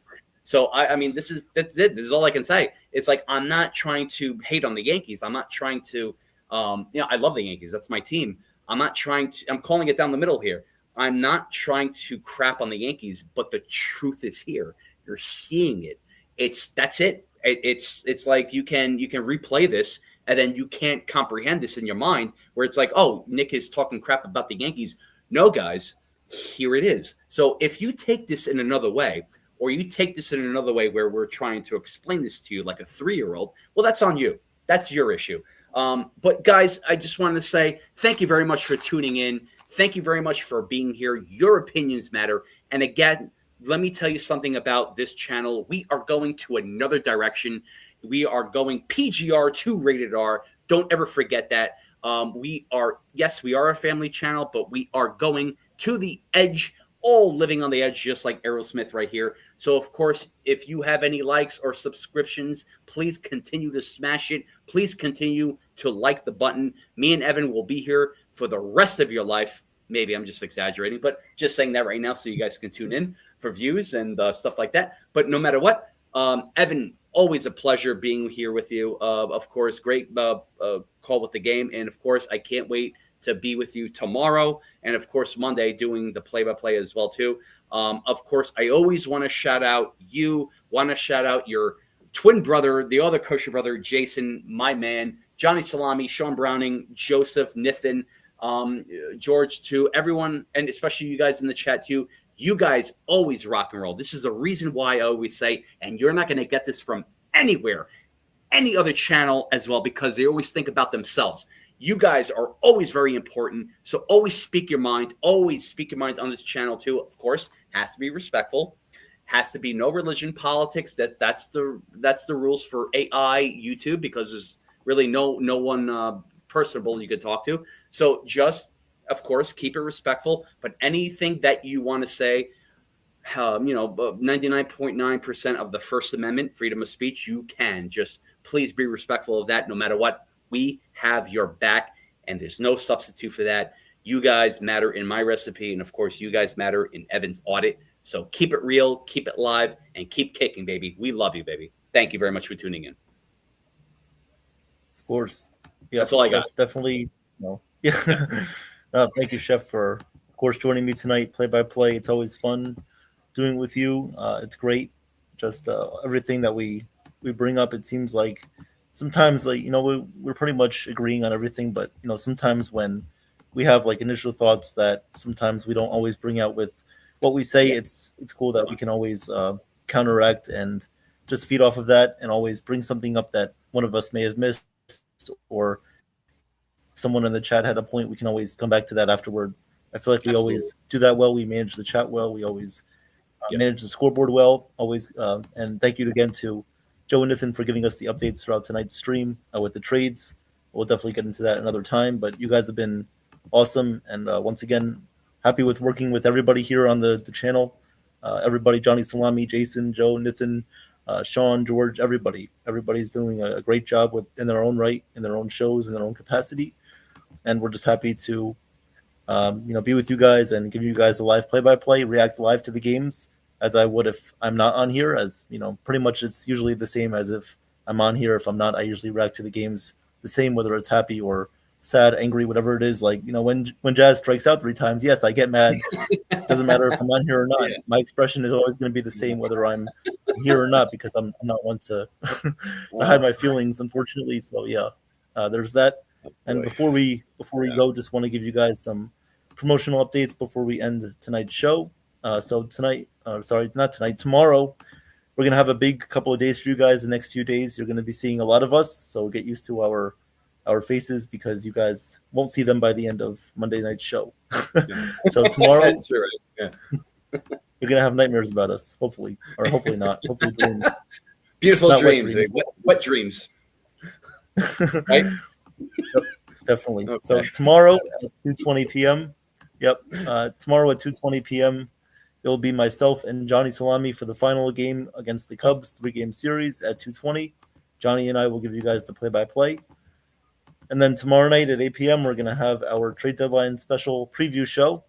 Myself, Chef Nick, Jason, George, Nathan, Sean, Johnny Salami, and anybody else who is available to come on the show will be up here, and they will give their thoughts on the trade deadline preview.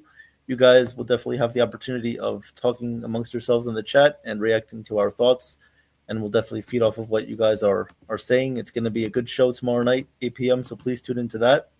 And then on Monday is the big day. It's our trade deadline show. We're going to be on from 10 a.m. until 6 p.m. We're going to have guests lined up throughout that whole show. Once again, shout out to Nathan and his team for booking all those guests. Former players. We're going to have people who worked in the industry as well to give their thoughts on what the trade deadline day is like for players and people who are in the MLB. And we're just going to have all those thoughts and chats with those people. So it's going to be great. We're going to have a lot of fun on that day. I'm going to try to stay on from about 12 p.m. to 6 p.m. for you guys, breaking news, being here, and always just being active, talking to the guests and all that. So we're happy to do that. And we're going to take this to the next level. And then, of course, on Monday night, after all that's over, we're going to have the play-by-play for you guys on Monday night. The Yankees will be taking on the St. Louis Cardinals, Bird fans' favorite team if he's still here. Not sure, but it doesn't matter. We'll be taking on not Arizona. It's not football season yet. The St. Louis Cardinals on Monday night. So a little interleague division, interleague matchup here. AL against NL, Yankees against the Cardinals. And so we'll see about that, how that goes. Monday night, it's going to be myself and Chef Nick again. So just like tonight, Monday night, you'll see us again for the play-by-play. And then after that, I'm probably going to need to, take 24 hours to sleep and then come back on. After that, it's going to be a long couple of days, but we're happy to do it for you guys. Happy to be here, break the news. And then Joe will give you guys all the other updates of what's going on next week after Monday for the play-by-plays that following week against the Cardinals. And then whoever the Yankees play after that, I forgot who they play, but they play some other team after that. I think it's home against Toronto, but not sure. I'm going to have to look that up again. But anyways, we'll see you guys tomorrow. If Joe doesn't do a YouTube live before, we'll see you guys for the play-by-play, myself and Johnny Salami at 2:20 p.m. tomorrow, Sunday, August 2nd. And until then, guys, take care. Any final thoughts, Chef Nick? I'm gonna try. Well, I'll definitely be on tomorrow. I'm definitely gonna support you and Johnny Salami tomorrow.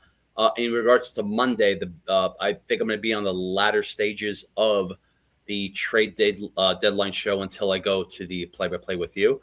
So that's So I won't be in the morning. I won't be in the afternoon, but I'll be in the later stages of the trade deadline show. I know it's gonna be a big show tomorrow. Big show Monday. So As far as future shows during the week, I really can't confirm or say what I'm going to do. I have to figure that out when the time comes. But of course, look, we're always going to be here for you no matter what. Me and Evan, Jason, or Johnny Salami, Joe are always going to be here collectively by ourselves in a group no matter what, calling the play-by-plays. And guess what? We are going to be uncensored and we are going to tell it like it is. And I want you guys to as well. So don't be afraid. And please, again, we have your back. So if you're afraid of sending anything, please don't hold back, because I saw a lot of viewership in the chat right here. A lot of viewers in the eye that came about when I said that too. So please don't be afraid.